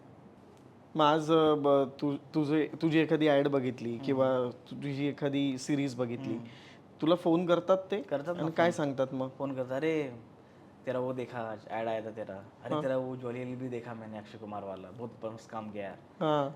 किंवा काय ॲड बघितली किंवा काय बघितलं किंवा काय देख माझी फिल्म आहे ड्रीम गर्ल, ती कधी कधी येत असते टीव्हीला, ती कधी कधी बघतात ते लोक, ते बोलतात अरे तेरे को वहाँ देखा, अच्छा लग रहा है, बरं वाटतं. क्या बात आहे. पण मला आता तुला महत्त्वाचा प्रश्न हा विचारायचा आहे की एखाद्याचं स्वप्न असतं ना की तू स्वप्न बघितच की इतक्या मोठ्या स्टार्स लोकांबरोबर मी काम करेन, कधी वाटलं होतं तुला, का तू फक्त परिस्थितीमुळे काम करत सुटलास आणि मग जशा अपॉर्च्युनिटीज येत गेल्या त्यांना ग्रॅब करत गेलास? माझं असंच होतं, कधी स्वप्न नाही बघितलं तेवढी मोठी स्वप्न की या एवढ्या मोठ्या ज्या स्टारला आपण बघतोय हां. है ना पडद्यावरती मोठ्या, त्यांच्यावर कधी काम करायची आपल्याला संधी मिळेल असं कधीच नाही वाटलं होतं मनामध्ये. तुला एक किस्सा सांगतो, याच्याच बरोबर ती जोडलेलं गेलेलं आहे. दहीहंडी महोत्सव होता ठाण्यामध्ये, तेव्हा दहीहंडी महोत्सव खूप जोरात चालायचे ठाण्यामध्ये. मोठे मोठे प्रताप सरनाईकांचा की शिंदे साहेबांचा? यांचा पण होता, आणि काय त्यांचं नाव, आव्हाड साहेब, जितेंद्र आव्हाडांचा. हो हो, कळव्याला तिकडे. हा, इथे आपलं टेंबी नाक्याला त्यांचं असायचं. तर टेंबी नाक्याला एकदा अक्षय कुमार आले होते, अक्षय कुमार सर, आणि ह्यूज गर्दी, खूप गर्दी, म्हणजे एवढी गर्दी होती की तुम्ही जाऊ नाही शकत पुढे. आणि मी कुठे एकदम लांब, म्हणजे जवळजवळ 500 मीटर पकडा असं एवढं लांब, आणि असं मी बघतोय त्यांना, अक्षय कुमार सरांना. त्यावेळेस कधी ध्यानात पण नव्हतं की या माणसावर आम्ही उभं राहू, कधी आपल्या आयुष्यात कधी यांच्याबरोबर काम करायचं आपलं संधी मिळेल, कधीच नाही वाटलं होतं. कसं वाटणार? ते बोलतात ना, सर्कल आहे एक लाईफ. पण नाही, कुठेतरी तुझी इच्छा असणार की ह्या माणसाला मला भेटायचं आहे किंवा इच्छा होती ना. हां, इच्छा होती. कारण मी एकंदरीत तुझा अभ्यास केल्याच्या नंतर मला हे कळतं की तुझी लॉ ऑफ अट्रॅक्शनची पॉवर खूप स्ट्रॉंग आहे, की तू विचार करत असशील ती गोष्ट, नाही मला हे ह्या माणसाबरोबर काम करायचं आहे. पैसे किती मिळतील वगैरे ही पुढची गोष्ट आहे. बरोबर. कारण मला एकंदरीत, मी जितका तुला ओळखतो इतक्या वर्षामध्ये, की पैशासाठी कधी काम नाही केलंस तू, की म्हणजे मी असं कधीच नाही ऐकलं की अरे नाही एवढ्या बजेटशिवाय मी नाही करणार किंवा काही, असं मी विनोद सूर्यवंशीबद्दल कधीच नाही ऐकलं. नाही. बरं, हा काय किस्सा आहे? विनोद सूर्या आणि विनोद सूर्यवंशी हा काय किस्सा आहे? ॲक्च्युली सूर्यवंशी नाही बोलतात ते लोक, सूर्या बोलतात. अच्छा. त्यामुळे ते एखादे काय त्यांचं नाव होतं, डायरेक्टर होते एक, ते मला सूर्या बोलायचे, त्यामुळे माझं नाव सूर्या पडलं. मग अच्छा. तर विनोद सूर्यवंशी सूर्या केला त्या लोकांनी असं. अच्छा. मूळ नाव तिकडनं आलं सूर्या माझं, सूर्यवंशी सूर्या. बरं, कशी मिळाली जॉली LLB 3? ज्वाली LLB 3 कशी मिळाली? एक चुंबक नावाचा एक सिनेमा केला होता आम्ही खूप आधी. चुंबक. स्वानंद किरकिरे सर होते. येस, खूप. हो हो हो, खूप मस्त काम केलं होतं. तुझंही फार छान काम होतं त्यामध्ये. त्याच्यामध्ये एक छोटासा रोल होता माझा. तर त्या सेटवरती तेव्हा संदीप मोदीने ती फिल्म डिरेक्ट केली होती, संदीप मोदीने. आणि त्याच्यानंतर मग त्यांच्या सेटवरती त्यांचा असिस्टंट होता हिमांशू मेहता. तो असिस्ट वगैरे करायचा, आणि तो ॲक्टिंग पण करतो आणि असिस्ट पण करतो. तो त्याच्याबरोबर मी जोडलेला होतो पहिल्यापासून. तर तो माझे काम वगैरे बघायचा फेसबुकवरती वगैरे, आणि कधी कधी मध्ये भेट वगैरे व्हायची. त्यावेळेस विचारायचं मी त्यांना की कुछ रहेगा मेरे लायक तो बता ना. तो बोलायचं कुछ आएगा तो बता दूंगा तेरे को. सडनली त्याचा एक दिवसाच फोन आला त्याचा मला कि विनोद क्या कर रहा है? बोला कुछ नहीं, ऐड वैड चल रहे हैं, ऑडिशन चल रही है, सब कर रहा हूँ. अच्छा, मैं एक फिल्म पे काम कर रहा हूँ सुभाष सर के साथ, सुभाष कपूर डायरेक्टर, ज्वाली LLB 3 के डायरेक्टर, उनके साथ काम कर रहा हूँ एक प्रोजेक्ट पे. तो मैं चाहता हूँ कि तू मेरे को एक ऑडिशन बना के दे दे, मैं ब्रीफ देता हूँ तेरे को, ऐसा ऐसा एक है कैरेक्टर बीरबल का, और अक्षय सर के साथ सीन होगा. कौन सी फिल्म, कौन सी? बोला ज्वाली LLB 3. मग काय रे? LLB 3. हाँ, मैं देता हूँ, मुझे ब्रीफ भेजो, मुझे ऑडिशन भेजो, क्या बोलना है वो बताओ, और बोलना कि जल्दी भेजना, मेरा 1 घंटे का टाइम है, मेरे पास ज़्यादा टाइम है नहीं, सर निकलने वाले, मुझे दिखाना है. आणि त्यांचं एकदम सगळं होत आलं होतं. आणि ते जे शोधत होते कॅरेक्टर अक्षय कुमारबरोबर, जो माणूस असायला पाहिजे, जो त्यांचा असिस्टंट वकील असतो, तो मिळत नव्हता त्यांना. त्यांनी खूप ऑप्शन बघितले होते. पण त्यांना जमत नव्हतं काही काम. मग हिमांशूने माझा ऑप्शन मागितला, आणि जेव्हा मी माझं पाठवलं ऑडिशन त्यांना, सुभाष कपूर सरांना खूप आवडलं ते ऑडिशन. ते बोलले इसको लॉक करो. लगेच 1 तासात मी लॉक त्या फिल्मसाठी. लगेच 1 तासानंतर हिमांशूचा फोन आला मला की तू लॉक हो गया, कल मीटिंग है सुभाष सर के साथ. बोला सर के साथ मीटिंग है? हो गया? हाँ हो गया, तू कल आ जाना, कॉन्ट्रैक्ट भी साइन कर लेना. कॉन्ट्रॅक्ट पण साइन उद्याच? बापरे. बोलो ठीक है, मैं आता हूँ. मैं गेलो, मैं सुभाष सरांना भेटलो, बसले होते, पाय वगैरे पडलो. बोलो सर आपका फ़ैन हूँ, आपकी सारी फिल्में देखी है. तो ती बोलली कि कहाँ से हो विनोद तुम बोला यही से हूँ सर, मुंबई महाराष्ट्र से हूँ, वैसे मैं कर्नाटक से बॉर्डर पे आता है हमारा गाँव। ठीक है, तो ऐसा ऐसा कैरेक्टर है अक्षय सर के साथ, और वो बहुत चुलबुले किस्म के इंसान हैं, कॉमेडी टाइम उसका बहुत ज़बरदस्त है, तो उनको कम्पीट करने के लिए मतलब थोड़ा बहुत मैच हो जाए उनके आसपास भी तुम अगर चले गए तो बहुत बढ़िया होगा मेरे लिए। तो मैंने तुम्हारा ऑडिशन देखा, मुझे अच्छा लगा, तो मैंने सोचा कि तुमको ले लेते इस फिल्म में उनके साथ तो बोले ठीक है सर चलेगा, मैं करूँगा काम, ठीक आहे जाते वक्त कॉन्ट्रॅक्ट साईन कर देना बोला हां सर कर दूंगा। एवढी वेट होती 5-10 मिनटाची, कॉन्ट्रॅक्ट वगैरे साईन करून गेलो। त्याच्या एक आठवड्यानंतर त्यांना कॉल, त्यांचा असिस्टंटने कॉल केला मला की सर के घर पे जाना अक्षय सर के। बोला मुझे जाना है सर के घर पे, जुहू वाले? हाँ हाँ, वो सबको बुलाया है ना रीडिंग के लिए। मग त्या रीडिंगमध्ये कोण कोण होतं, गजराज राव सर होते, राम कपूर सर होते, सीमा विश्वास मॅम होत्या, सुभाष कपूर सर होते, हिमांशु मेहता, मी, असे आम्ही 5-6 लोक गेलो होतो। हर्षद होता, हर्षद वारशी? नाही, हर्षद वारशी नव्हते तिकडे, त्यांचं दुसरं शूट चालू होतं काहीतरी, तर गेले आणि म्हणजे असंच ऑफिस होतं आणि ते वरती राहतात आणि त्यांचं ऑफिस खाली आहे, तर आम्ही सेकंड फ्लोअरला गेलो होतो ऑफिसमध्ये। ऑफिस म्हणजे घरसारखंच आहे त्यांचं, एकदम मस्त, एकदम छान बनवलं आहे, असं ग्रिल उघडल्यावरती असं समुद्र दिसतो समोर, वा, एवढं जबरदस्त ऑफिस, आणि ते वरतीच राहतात ते। तर आम्ही सकाळी 7 वाजता बोललो होतो आम्हाला, सकाळी 7? हा, म्हणजे अक्षय कुमार म्हणजे सकाळी 4 वाजता माणूस? 7 वाजता बोलवलं त्यांनी, बरोबर आम्ही 7 वाजता हजर सगळे जाऊन बसलो ऑफिस वगैरे मध्ये। त्याच्या अचानक 7:15 दरवाजा उघडतो आणि समोर बघतो तर अक्षय कुमार, उंच गोरा चिट्टा माणूस, आणि बघितलं असं वाटलं की यार, त्यावेळेस मला तो सीन आठवला, हा, दहीहंडीचा दहीहंडी फ्लॅशबॅक. 500 मीटरचं लांब आणि तो डिस्टन्स, आणि त्याच्यानंतर आम्ही अक्षय कुमार सरांना बघतोय फेस टू फेस। ती 500 मीटर वरून इतक्या जवळ यायला किती वर्ष लागली? जवळजवळ काय 2007 मध्ये काहीतरी बघितलं होतं मी, 2007 किंवा त्या दरम्यान, 15 वर्ष. हां 15 वर्ष पकडून चाल, ती कुठेतरी त्या आतमध्ये ती इच्छा राहिली असेल माझ्या मनात, ती त्या रूपाने बाहेर पडली आणि बघितलं, मला खूप बरं वाटलं। मग सगळ्यांबरोबर भेटी वगैरे झाल्या, मी पण हात वगैरे मिळवला, त्यांनी हात मिळवला असं, आय एम अक्षय कुमार बोललो सर मैं विनोद सूर्यवंशी, बेटो बेटो बेटो, सगळे बसले, रीडिंग वगैरे सुरू केलं आम्ही, सीन वाईज सीन करत होतो आम्ही सगळे, झालं वगैरे। त्याच्यानंतर 9 वाजले काहीतरी, चर्चा करत करत करत, त्याच्यानंतर मग ब्रेकफास्ट वगैरे लावला होता तिकडे। ब्रेकफास्ट आमच्या हिशोबाने होता, त्यांच्या हिशोबाने नव्हता, तर मग आम्हाला जे खायचं होतं ते आम्ही खाऊ शकत होतो। तर ब्रेकफास्ट वगैरे लागला आणि त्याच्यानं खाल्लं वगैरे, त्याच्यानंतर आम्ही खाली उतरलो, ते सोडायला आले आम्हाला सगळ्यांना, खाली उतरू, अक्षय कुमार सोडायला आले खाली? सोडायला आले आम्हाला सगळ्यांना। हां, तर जाताना फक्त एवढं बोललं की तुमच्याबरोबर काम करून मला बरं वाटलं, हां, मराठीत बोललो त्यांना, मराठीत बोललात? आणि अक्षय सर मराठी खूप छान बोलतात, हो. चांगले बोलतात मराठी। अरे तू मराठी आहेस का? बोलला हां, वा वा काय बात आहे, चल ठीक आहे, मजा करूया आपण सेटवरती, चल ठीक आहे। त्याच्यानंतर मग आम्ही राजस्थानला गेलो शूट करायला पहिल्यांदा, फर्स्ट टेक होता माझा त्यांच्याबरोबर, तो त्यांनी बघितला आणि त्यांना वाटलं की हां करतोय चांगला, त्याच्यानंतर बॉन्ड सुरू झाला मग तिकडनं। त्याच्यानंतर मग लंच केला आम्ही दुपारी, आणि तेच HOD मध्ये सगळे जेवत होतो, ती व्हॅनिटीत नाही जेवत, ती सगळ्याबरोबर जेवतात, एक टेबल असतो आणि बाकीचे इकडे सगळे बसलेले असतात। तर जेव्हा मी गेलो त्यावेळेस थोडंसं भरलं होतं, आणि त्यांनी मला बघितलं, मी प्लेट घेऊन असं हातात उभारून खातोय तिकडे, त्याने आवाज दिला, अरे विनोद बस ना इकडे ये, त्यांच्या बाजूला बसवलं त्यांनी, अरे जेवायला। बोलले यार काय पाहिजे आपल्याला, बसवलं, मग त्यांनी त्यांचे भात आणि राईस वगैरे काय दिला, स्वीट दिला, ते खाल्लं वगैरे, खूप बरं वाटलं। मग अक्षय कुमारांचे किती सिनेमे पाहिले होतेस तू, आणि त्यांना सांगितलंस का त्याच्या आठवणी? म्हणजे मित्र तुला घेऊन जायचे त्यांचे सिनेमे बघायला, आणि आज त्यांच्यासोबत काम करत असताना काय रिॲक्शन्स होते आणि काय भावना होती त्यावेळेला? खूप बरं वाटलं त्यांना जेव्हा सांगितलं की असं मला, मी खूप लांबून बघितलं, ते बोलले की तू तेव्हा चड्डीत आला असेल ना मला बघायला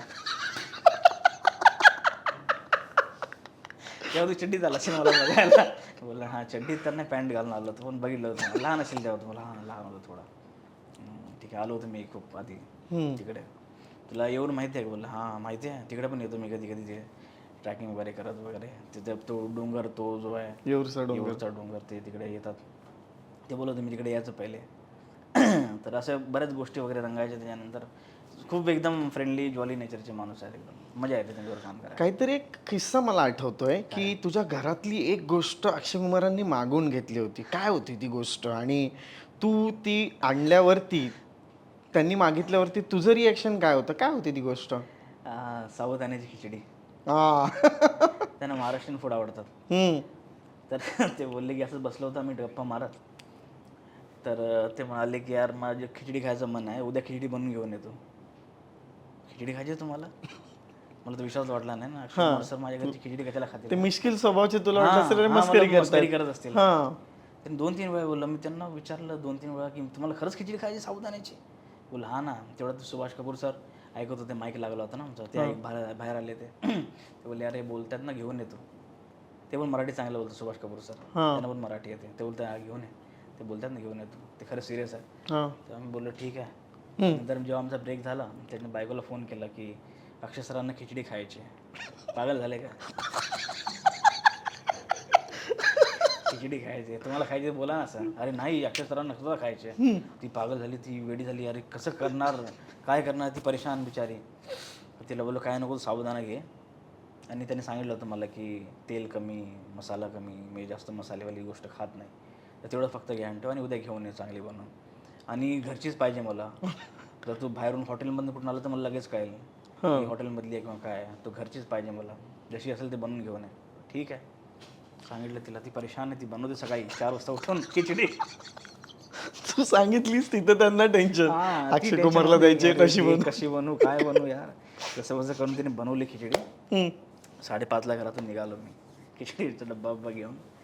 आणि 7 वाजेपर्यंत पोहोचलो सेटवरती. जसं सेट पोहोचलो त्यांना, त्यांचा बॉय होता, त्यांना दिला की सरने मागाया खिचडी. त्यांचे बॉय पण मराठीच आहेत ना? हां नाही, त्यांचे makeup artist Marathi. Makeup artist Marathi आहेत, खूप जुने मेकअप, खूप जुने. अगदी त्यांच्या 3ऱ्या-4थ्या सिनेमापासून ते त्यांचं मेकअप करत नाही, फ्रॉम नॉट रॉंग. खूप जुने. तर त्यांच्या बॉयला दिलं की सर को दे देना आप, सरने मागाया. ठीक आहे बोललं दे देता हूँ. गेले दिलं वगैरे. त्याच्यानंतर जेव्हा आम्हाला बोलवलं शॉर्ट वगैरे लागला, त्याच्यानंतर आले ते बोलले अरे वा खिचडी मस्त होती, मी खाल्ली तुझी खिचडी.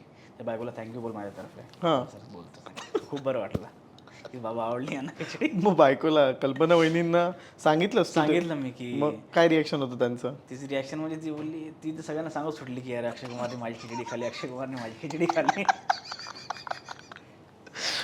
तर असं रिॲक्शन होतं. खिचडी मागवली त्यांना, खाल्ली आणि त्यांनी बोलले की खूप छान झाली होती खिचडी, थँक्यू सो मच.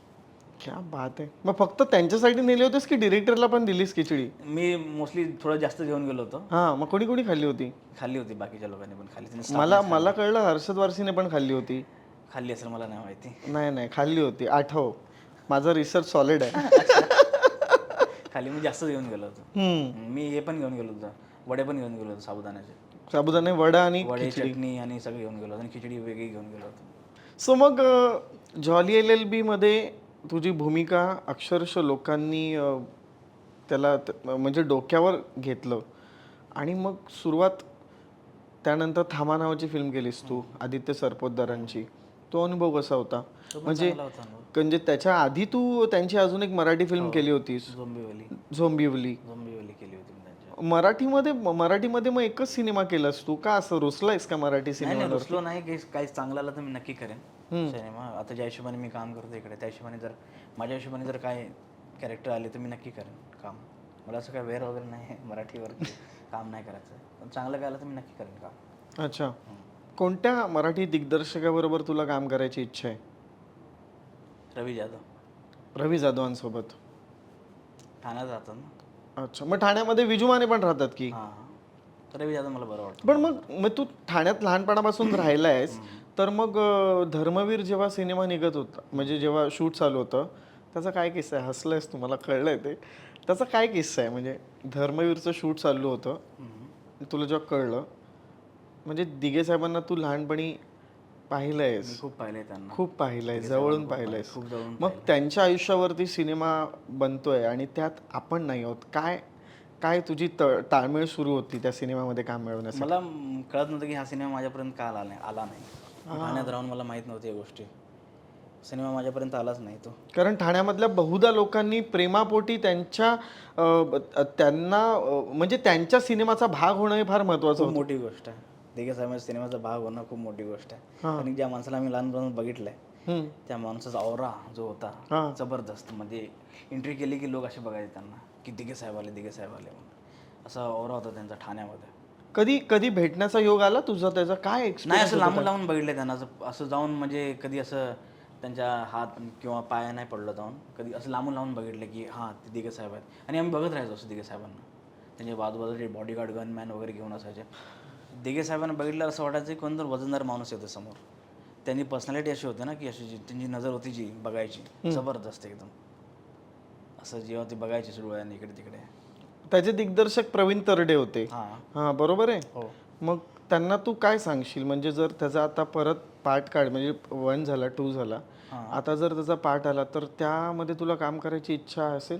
हो, मी करेन. काय चांगलं नका माझ्या हिशोबाने आलं तर मी नक्की करेन काम. काय एखादी आठवण दिघे साहेबांची तुला आठवते लहानपणीची, तू पाहिलेली? लहानपणीची आठवण तीच आहे की जे आम्ही जेव्हा नवरात्री वगैरे असायचे त्यावेळी ते स्टंप आणि हे वाटायचे, ते क्रिकेट बॅट वाटायचे, स्टंप वाटायचे, बॉल्स वाटायचे, त्याच्यानंतर पुस्तकं वाटायचे. ती एक आठवण आहे त्यांच्याबरोबर. बरं वाटायचं त्यांना बघून. म्हणजे आम्ही सगळे फॅन होतो दिघे साहेब. म्हणजे त्या पुस्तकांवरती तू अभ्यास केलायस, त्यांनी वाटलेल्या पुस्तकांवरती केलाय दिघे साहेबांच्या. केलाय. आणि खूप लहान मुलांचे तर खूप लाड करायचे ते. फेवरेट होते ते. लहान मुले म्हणजे लहान मुलांपासून ते मोठे पण सगळे त्यांना ओळखायचे. दिघे साहेब बोलले की सगळ्यांना माहिती असतं की दिघे साहेब कोण आहेत. हां. तो एक आवरायचा त्यांचा. आणि आमच्याकडे एक कार्यकर्ते होते, त्यांचं केदार नाव होतं, त्यांचं केदार असं काहीतरी नाव होतं. ते दिघे साहेबांच्या ऑफिस वगैरेमध्ये तिकडे असायचे ते. आणि ते म्हणजे सगळं काम वगैरे करायचे वगैरे. त्याच्यानंतर मग त्यांचे किस्से आम्हाला ऐकायला मिळायचे की या मुलाला ॲडमिशन नाही होतं, ते दिघे साहेबांनी एक फोन केला की ॲडमिशन झालं लगेच. असे किती लोक आहेत की ज्यांच्यासाठी त्यांनी काम केलं, दिवस रात्र काम केलं त्या माणसाने. आणि सगळीकडे फिरत राहायचे ते, इकडे तिकडे इकडे तिकडे दौरा करत राहायचे नेहमी. कोणाला काय असेल किंवा काय लागलं किंवा असं. खूप चांगला माणूस. ते जेव्हा गेले तेव्हा तू किती वर्षाचा होतास? 2000 काहीतरी 2000 गेले होते. 2000 समथिंग बरोबर त्या टायमाला. ते असेल 12-13 वर्षाचं असेल, 13-14 वर्षाचं. मग तुला म्हणजे म्हणता येईल की ठाण्यात राहून दिघे साहेबांचा सहवास लांबून का होईना पण लाभला. त्यांचा ऑरा तुला अनुभवता आला. मला.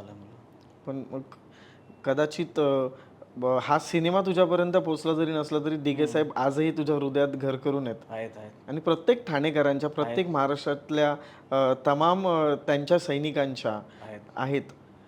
आणि मी खरंच खूप काही काम केले त्यांनी जे माहिती नाही लोकांना अजून.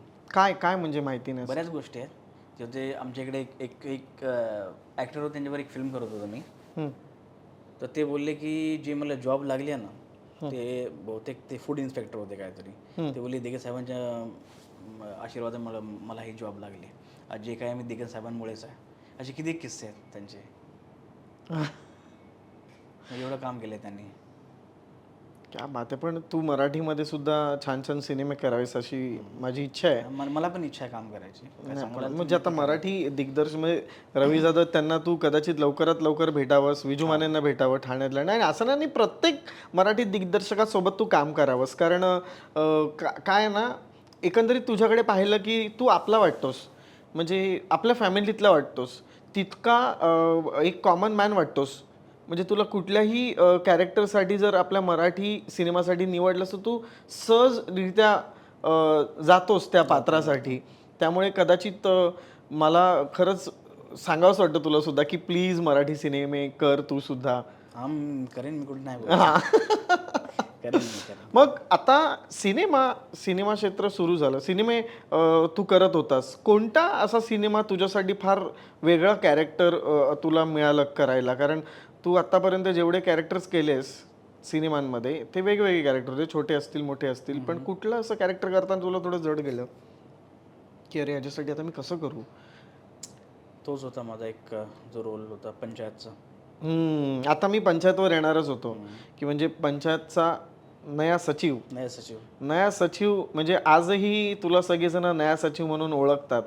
पंचायतची कशी झाली सुरुवात, कशी पंचायत मिळाली? 1 नाही 2 नाही 3 कशी मिळाली? काय किस्सा आहे त्याच्या मागचा? 1 साठी पण मी ऑडिशन दिलं होतं. हां, पंचायत 1 साठी ऑडिशन दिलं होतं. त्याच्यामध्ये एक छोटंसं कॅरेक्टर होतं. जेव्हा ती बारात येते ना, त्या जो चेअरवाला जो सीन आहे, खुर्चीवाला जो एपिसोड आहे, त्याच्यामध्ये एक लाईटमॅन असतो जो बोलतो की सर कैसे हम लगाए लाईट, झगझग लगाए, भगभग लगाए, धग धग धग धग लगाए. तो डिरेक्टर आहे दीपक मिश्रा, त्याने ते कॅरेक्टर केलं होतं. ते कॅरेक्टरसाठी मी ऑडिशन दिलं ते होतं. दीपक मिश्राच आहेत ना ते? स्वतः आहेत. हा हा हा. तर ते सीझन 1साठी मी ऑडिशन दिलं होतं त्याच कॅरेक्टरसाठी, पण त्याच्यात झालं नाही माझं काम. सीझन 2साठी पण आलं होतं, ऑडिशन दिलं, नाही झालं. सीझन 3 माझ्याकडे स्वतःहून चालत आलं. म्हणजे मी जायचं प्रोजेक्टकडे, त्यावेळेस 2दा मी गेलो होतो, पण सीझन 3 माझ्याकडे स्वतः आलं. वेदा कॅफे आहे आरामनगरला, तिकडे मी बसतो त्यावेळेस, चाय कॉफी वगैरे, आणि तो एक अड्डा आहे आमचा आर्टिस्ट लोकांचा.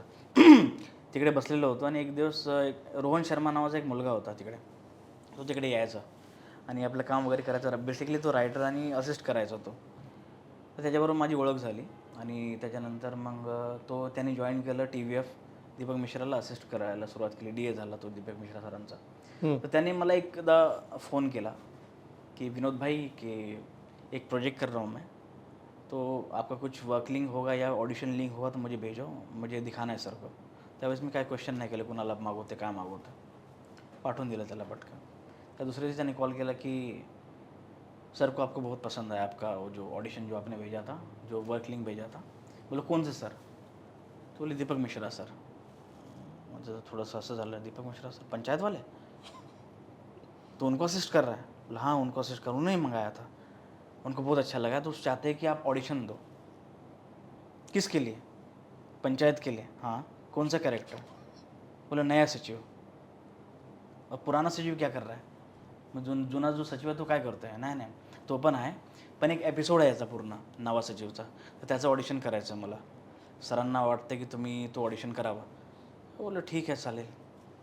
स्क्रिप्ट पाठवली, प्रिपेअर केलं, 2 दिवस घेतले प्रिपेअर करण्यासाठी. त्याच्यानंतर मग कास्टिंग बेने मला सांगितलं होतं की ह्या टायमाला ये आणि ऑडिशन दे. मग तो 2 दिवस प्रिपेअर केलं चांगलं त्याला. त्याची लगप, त्याची बॉडी लँग्वेज, तो कसा बोलतो, कुठे पॉज घेणार, काय घेणार, काय असलं पाहिजे ॲक्च्युली स्ट्रक्चर त्याचं, सगळं अभ्यास वगैरे करून 2 दिवस घेतले मी. आणि तिसऱ्या दिवशी गेलो मी ऑडिशन द्यायला. एकच टेक दिला होता मी ऑडिशनचा, एकच टेक त्यांनी घेतला आणि एकच टेक मी दिला होता त्यांना. त्याच्या आधी खूप प्रॅक्टिस केली होती, करत करत करत करत लहजा लँग्वेज वगैरे करत. आणि त्या दरम्यान मी माझ्या काही बिहारी मित्रांबरोबर बसलो होतो की थोडंसं मेरे को टोन बता दे. ते लोक थोडं ताणतात गोष्टीला. जसं विचारलं ना आता की और जी कहाँ है, आपण बोल ना और कहाँ है, ते लोक बोलतात और जी कहाँ है, असं ताणतात ते लोक. ते ताणणं कुठल्या गोष्टीला तर परफेक्ट एक मीटर असतो एक लँग्वेजचा. तर ते शिकलो. त्याच्यानंतर मग 2 दिवसात प्रिपेअर केलं कसं कसं करून आणि जाऊन प्रेझेंट केलं. एकच टेक मध्ये ओके केलं त्यानं. बोलो बहुत बढ़िया टेक है, अब दूसरा नहीं चाहिए हमको, मिल गया. बोलो ठीक आहे चालेल. First day, first shot, first take, okay okay. पुढे त्याच्यानंतर गेलो. मग रोहनला विचारलं की पहुंच गया ऑडिशन? तो बोला हाँ पहुंच गया ऑडिशन, अच्छा लग रहा है सर को, बताते हैं हम आपको. त्याच्या एक आठवड्यानंतर फोन आला त्यांचा की आम्ही तुला नवीन सचिवसाठी सिलेक्ट केलं आहे पंचायत सीझन 3साठी. त्यावेळेस असं वाटलं की यार चला, ऑडिशनचा दिवस आठवला, पंचायतला दिलेला आठवला की यार चांगलं आहे गोष्ट. तर तसं मग पंचायत मला मिळालं. तिकडनं सुरुवात झाली पंचायत सीझन 3साठी. आणि एकच एपिसोड होतं त्याच्यामध्ये माझं, पहिलाच एपिसोड होता आणि ओपनिंग सीन होता माझा त्याच्यामध्ये. आणि लिमिटेड सीन्स होते, एवढे पण काही जास्त सीन नव्हते, पण एपिसोड बेस्ट त्याच्यावर होता नव्या सचिववरती. तर तो करण्याची संधी मिळणं म्हणजे खूप मोठी गोष्ट होती माझ्यासाठी, माझ्या करिअरसाठी. मग पंचायत नंतर आता कसं आयुष्य बदललंय लोकांचं तुझ्याकडे बघण्याचं? म्हणजे असं झालंय ना की काय सांगू, ते कॅरेक्टर एवढं हिट झालं, त्याच्यावर एवढे मीम्स बनले. आजही लोक मला ते मीम्स फॉरवर्ड करतात. आणि म्हणजे कुठे पण गेलो तरी लोक ओळखतात मला. एक कुठे एअरपोर्टला जातोय मी, कुठे जातोय, रस्त्यात चाललोय, कधी मेट्रोने ट्रॅव्हल करतो, कधी ट्रेनने ट्रॅव्हल करतोय, तर नेहमी कोण ना कोण भेटत असतं मला. ज्यावेळेस पंचायत आलं होतं नवीन त्यावेळेस मी जॉली एलबीचं शूट करत होतो. म्हणजे शूट चाललं होतं इकडे जुहूला सेट लागला होता, जो इंटेरियर कोर्टचा होता जो. आणि त्यावेळी जस्ट 3 दिवस झाले होते पंचायत रिलीज होऊन. आणि मी DN नगरहून मेट्रो पकडली DN नगरहून आणि एंटर केलं मी आणि असं बसलो होतो. अचानक अंधेरीवरनं गर्दी चढली आणि त्याच्यामधले जवळजवळ 15-20 लोक आले माझ्याजवळ. आप नए सचिव हो ना, आप नए सचिव? बोला हां मी इकडे जास्त बघतो सगळ्यांना एकत्र. हां सर फोटो चाहिए. 15-20 लोकांनी फोटो काढले माझ्याबरोबर. तर म्हणजे असं झालं होतं की मी काय करू यावेळेस. तो मुमेंट विचार करतोय, हा मुमेंट लोक येतात जेव्हा सेल्फी काढतात, असं माझ्यावर पहिले कधी नाही झालं होतं. मी एवढं काम केलं पण एवढं रेकॉग्नाइज नाही झालं होतं कधी. फक्त एक पंचायतमुळे मी लोकांपर्यंत पोहोचलो आणि ते 15-20 लोक आली सेल्फी काढायला, ह्याला तिथं त्याला तिथं फोटो. खूप बरं वाटलं त्यावेळेस असं वाटलं काहीतरी करतो आपण आयुष्यात. बायकोला सांगतोस तू ही सगळ्या गोष्टी? सांगतो. काय रिएक्शन असतं कल्पना चांगलं वहिनीचं? असतं तिचं रिॲक्शन. तिला माहिती त्यासमोर पण काय काय लोक भेटतात मला. मग तुम्ही शॉपिंगला वगैरे एकत्र जाता कधी? जातो कधी कधी भेटतात, तिकडे पण भेटतात. हां. लोक मॉलमध्ये भेटतात, रस्त्याने चालताना भेटतात. मग तुला असं विंडो शॉपिंग करायला आवडतं की मॉलमध्ये? मी कुठे शॉपिंग करतो. मॉलमध्ये जातो किंवा रस्त्यावर जातो, ठाण्याला जातो, तिकडे शॉपिंग करतो. जे असतात रस्त्यावर करतो आम्ही. मग जे लोक शॉपिंग करताना म्हणजे आता दुकानात गेलास, दुकानातले लोक फोटो काढतील तर मग डिस्काउंट घेतोस का? नाही ते लोकांचं प्रेम आहे. त्यांना आवडतं माझ्यावर फोटो करायला, तर मला बरं वाटतं. चला बाबा. मग पंचायत शूट कुठे होत होतं? एमपीला. एमपीला सिहोर म्हणून एक डिस्ट्रिक्ट आहे, त्याच्या महोडिया गाव आहे, त्या गावामध्ये शूट होतं पंचायत. मग म्हणजे तिकडची लँग्वेज आणि तू लँग्वेजवरती वर्क केलेली लँग्वेज याच्यामधली तफावत पाहिलीस का? आणि कशा पद्धतीने ते कॅरेक्टर तुला फुलवावं असं वाटलं? हो. आणि तेवढी लिबर्टी दिग्दर्शकाने तुला दिली होती का? हां, पूर्ण दिली होती त्यांनी. दीपक मिश्रा एक असे डिरेक्टर आहेत ना, की त्यांना वाटतं ना की ॲक्टर चांगला आहे आणि हा करू शकतो, मग थोडं फ्रीडम देतात. ते बोलतात की तू करके दिखा दे. मुझे कुछ लगा तो मैं बोलूँगा तेरे को इसमें की यहाँ पे एक चेंजेस कर दे. मला ॲक्च्युली एक टेक अजून करायचा होता त्याच्यामध्ये, जेव्हा तो विकासला बोलतो ना की फोन काय काढा जी तुम सिनियर से कैसे बात करते सिखाना पडेगा. तो मी एकच टेक दिला आहे त्यांना. मला अजून एक टेक द्यायचा होता. मी त्यांना बोललो की सर एक और टेक देना है मुझे. तो बोले नहीं मिल गया मुझे. बोलो सर दे दो एक. नहीं मिल गया मुझे, तू टेंशन मत ले, बहुत अच्छा है, तू उतना मत सोच, तू बस अपना काम कर. तर देतात लिबर्टी वगैरे द्यायचे ते लोक काम वगैरे करताना. बरं वाटायचं त्यांच्यावर काम करताना. किती दिवस शूट केलं तिकडे? मी त्याचं 6 दिवस शूट केलं. 6 दिवस एपिसोड 6 दिवस लागले शूट करायला. खूप आरामात शूट करतात आणि चांगलं शूट करतात ते लोक. मला एक फार म्हणजे पंच्याहत्तर म्हणजे जवळपास आज संपूर्ण भारत देश तुला ओळखतो नये सचिव ह्या नावाने. पण मग आज जर समज तुला ठरवायचं झालं की आपण मालिका करायची, सिनेमा करायचा का ॲड करायची का वेबसिरीज करायची, तर ह्याच्यामध्ये तू कोणाला निवडशील? मालिका तर सध्या तर नाही म्हणणं आहे एवढं करायचं. सिनेमा आणि वेबसिरीजने खूप लोकांना चान्स दिला. खूप कलाकारांना पुढे आणलं वेबसिरीजने. वेबसिरीज एक माध्यम आहे करायचं. फिल्म तर आहेच. बरं, अजून एक तू सिनेमा केला होतास, जो सिनेमा साऊथचा खूप मोठा कलाकार आहे, त्याच्यासोबत केला होतास आणि त्याच्यासोबतची तुझी मी बॉन्डिंग बघितली आहे आणि त्याच्यासोबतचा एक फोटो खूप आम्ही पाहिला की तो तुझ्या गालावरती पप्पी घेतानाचा फोटो आहे. मला त्या अभिनेत्याचं नाव फार अभिमानपूर्वक घ्यावंसं वाटतं, विजय सेतुपती. आणि विनोद सूर्याचं काय रिलेशन आहे बाबा, काय बॉन्डिंग असं, म्हणजे लहानपणीचे मित्र आम्हाला त्या फोटोतून दिसून येतंय. कसं काय म्हणजे एवढं बॉन्डिंग झालं? त्या माणसाबरोबर काम करण्याचा अनुभव कसा होता? तो माणूस म्हणजे खूप मुंबईकर, if I am not wrong, मुंबईकर तुम्ही फिल्मचं नाव मुंबईकर होतं आणि संतोष शिवन सरांनी डिरेक्ट केली होती फिल्म. माहिती खूप मोठं नाव आहे संतोष शिवन सर, खूप मोठं नाव आहे. तर ज्यावेळेस त्याचं ऑडिशन चाललं होतं त्यावेळेस ऑडिशन मागवलं होतं. पराग मेहतानी कास्टिंग केली होती या प्रोजेक्टची. तर ते बोलले की ऐसा एक कैरेक्टर है जो डरा सा है और उसका एक फ्रेंड है जो उसको अपने गैंग में लेना चाहता है, और जब वो आता है गैंग में और तो जब उथल पुथल मचाता है तो उससे तेरी बैंड बजती, तो ऐसा कुछ कैरेक्टर है और मुझे कुछ चाहिए 10-15 दिन चाहिए तेरे. बोला ठीक आहे, मैं देता हूँ ऑडिशन. दिलं. त्याच्यानंतर मग त्यांच्या ऑफिसमध्ये संतोष शिवन सर आले होते. त्यांच्यावर भेट वगैरे झाली. मग त्यांनी सांगितलं की तू कर रहा आहे कॅरेक्टर वगैरे. त्याच्यानं झालं आणि मग सेटवरती गेलो. आम्ही 2 दिवस शूट करत होतो आधी. त्याच्यानंतर तिसऱ्या दिवशी विजय सेतुपती सर आले सेटवरती, कारण की त्यांचं दुसरं शूट चालू होतं त्यामुळे त्यांना वेळ नव्हता.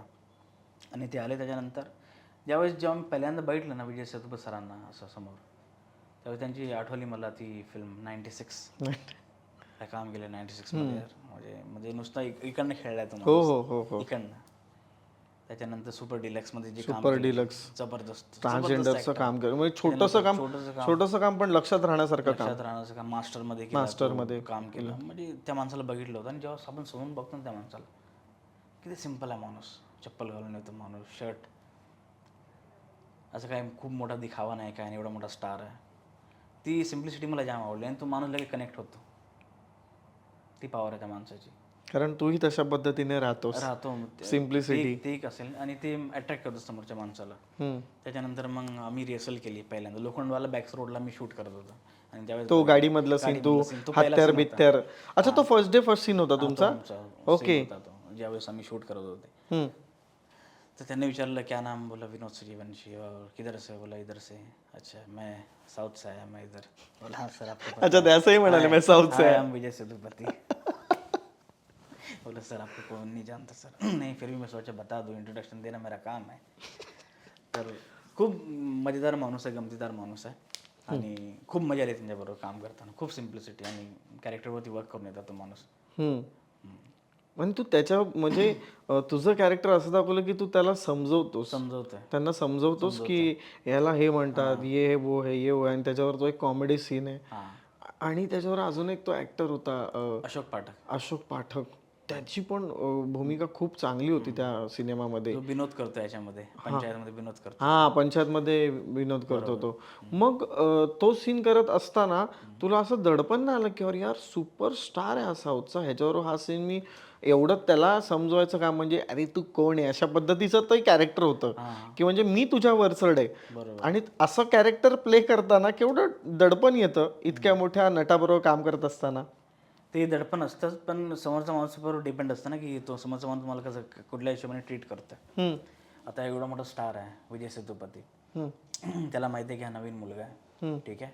तर त्याला कम्फर्ट देणं यांचं काम आहे, मोठ्या लोकांचं काम असतं की याला कसं प्रकारे आपण कम्फर्ट दिला पाहिजे, कशा प्रकारे आपण मैत्री केली पाहिजे, कशा प्रकारे आपण याच्याबरोबर काम केलं पाहिजे. तर त्यांना माहिती आहे ती गोष्ट आणि सिम्प्लिसिटी असल्यामुळे लोकांना मस्त असं खांद्यावर हातबीत घालून हा बता ना कैसा करेगा या क्या करेगा, त्या हिशोबाने आमचं बॉन्डिंग सुरू झालं होतं त्यावेळेस. आणि मी थोडाफार प्रॅक्टिस करून गेलो होतो या सीनची वगैरे, कसं करणार काय करणार.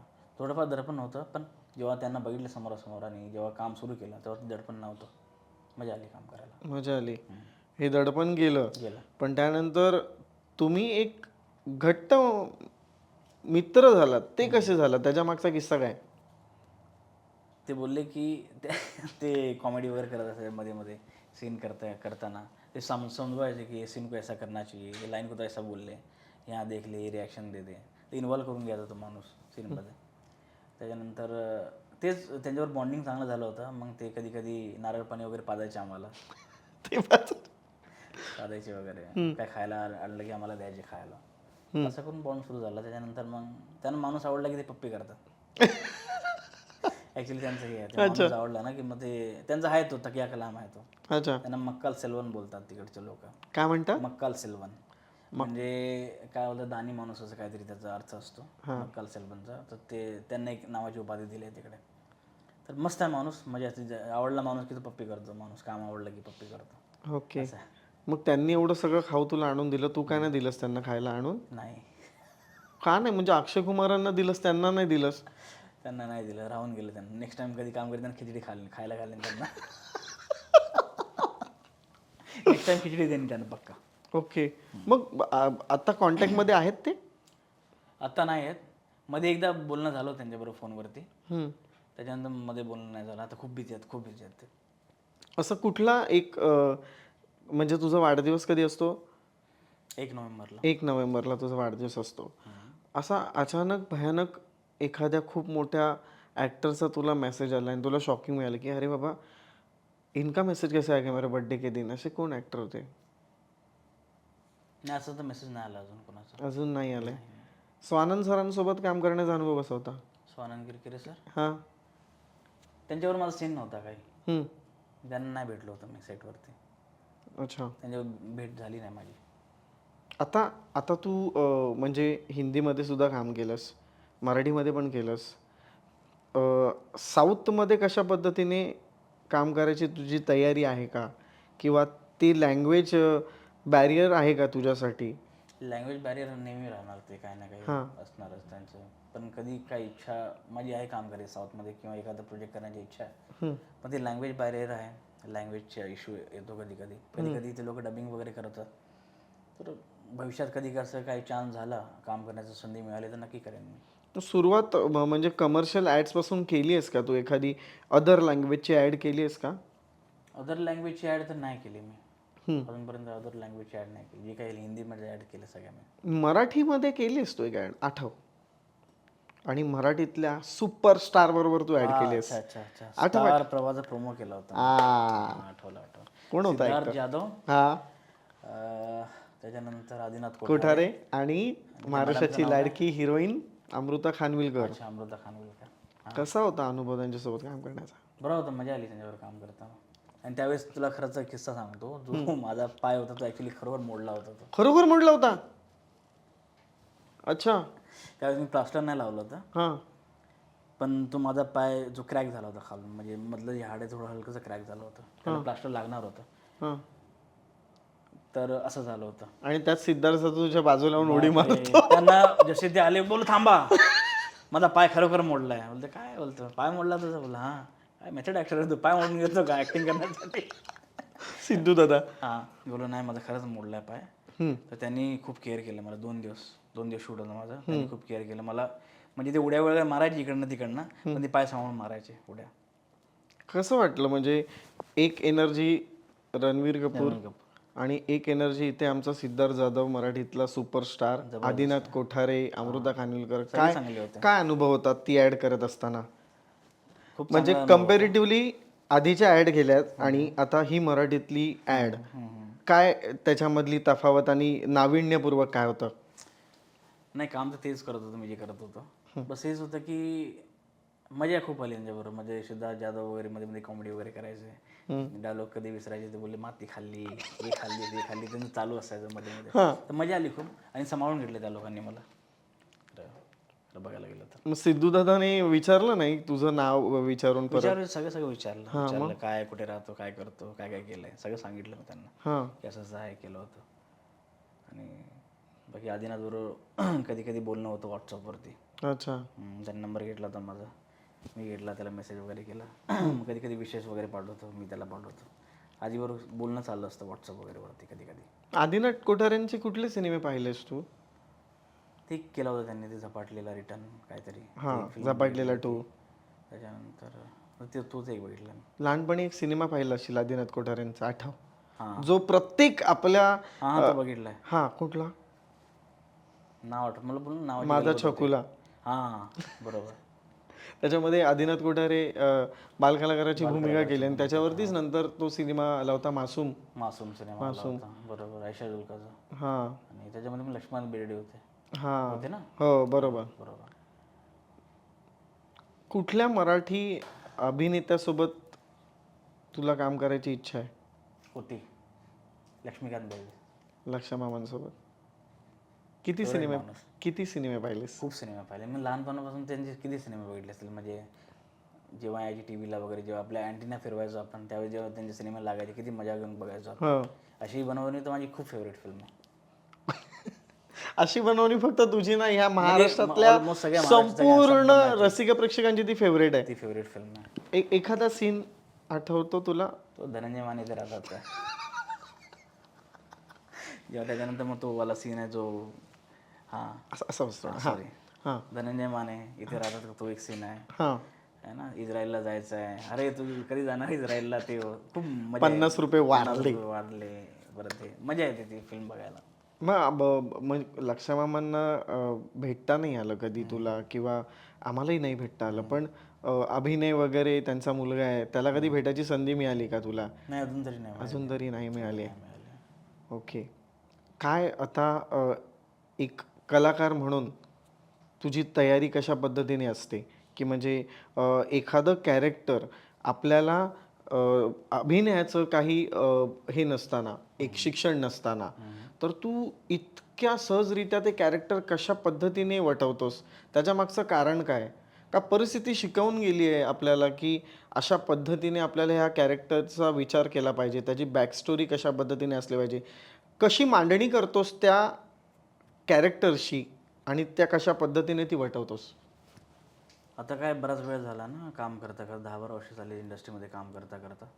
तर माणूस काम करता करता शिकतो. मला माझं असं म्हणणं आहे की आता जो माझा कॅरेक्टर बघण्याचा जो सेन्स आहे तो थोडासा वेगळा आहे आता सध्या मी बघतो की कॅरेक्टर काय आहे. त्याचं एक स्केच बनवायचं आपल्या डोक्यामध्ये की हा ह्या एज ग्रुपचा आहे. आता एक मी फिल्म करतो, एक नाव नाही घेणार, हम्म, त्याच्यात मी 55 वर्षाचा माणूस आहे हम्म, आणि त्याच्यामध्ये तो आशिक आहे.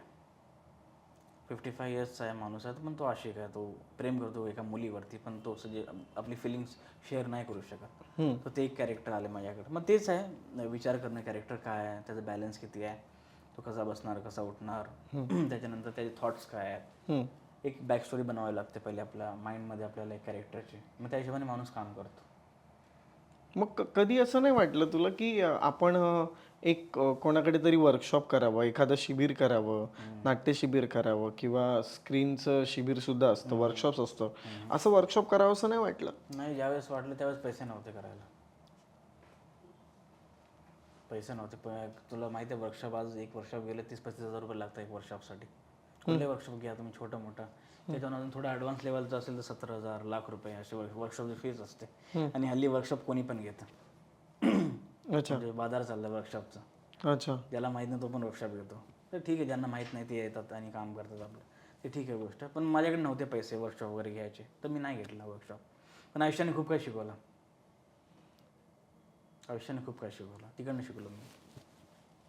जर एक नवीन उभरता कलाकार ह्या क्षेत्रात येऊ पाहत असेल, त्याला विनोद सूर्या काय सांगेल? त्याला फक्त हेच सांगेन, बाबा खूप चांगली तयारी करून ये आणि एखादा बॅकअप प्लॅन घेऊन ये. कारण की इंडस्ट्रीमध्ये तुम्ही एक टार्गेट नाही देऊ शकत की 1 वर्षात मी बनेन किंवा 6 महिन्यात मी बनेन किंवा असं काय होईल. तर एक बॅक स्टोरी, बॅक सपोर्ट तुमचं असणं खूप गरजेचं आहे. आणि फायनान्शियलरित्या जर तुम्ही स्ट्रॉंग नसाल तर इकडे येऊ नका. सर्वाईव्ह कसा करणार तुम्ही?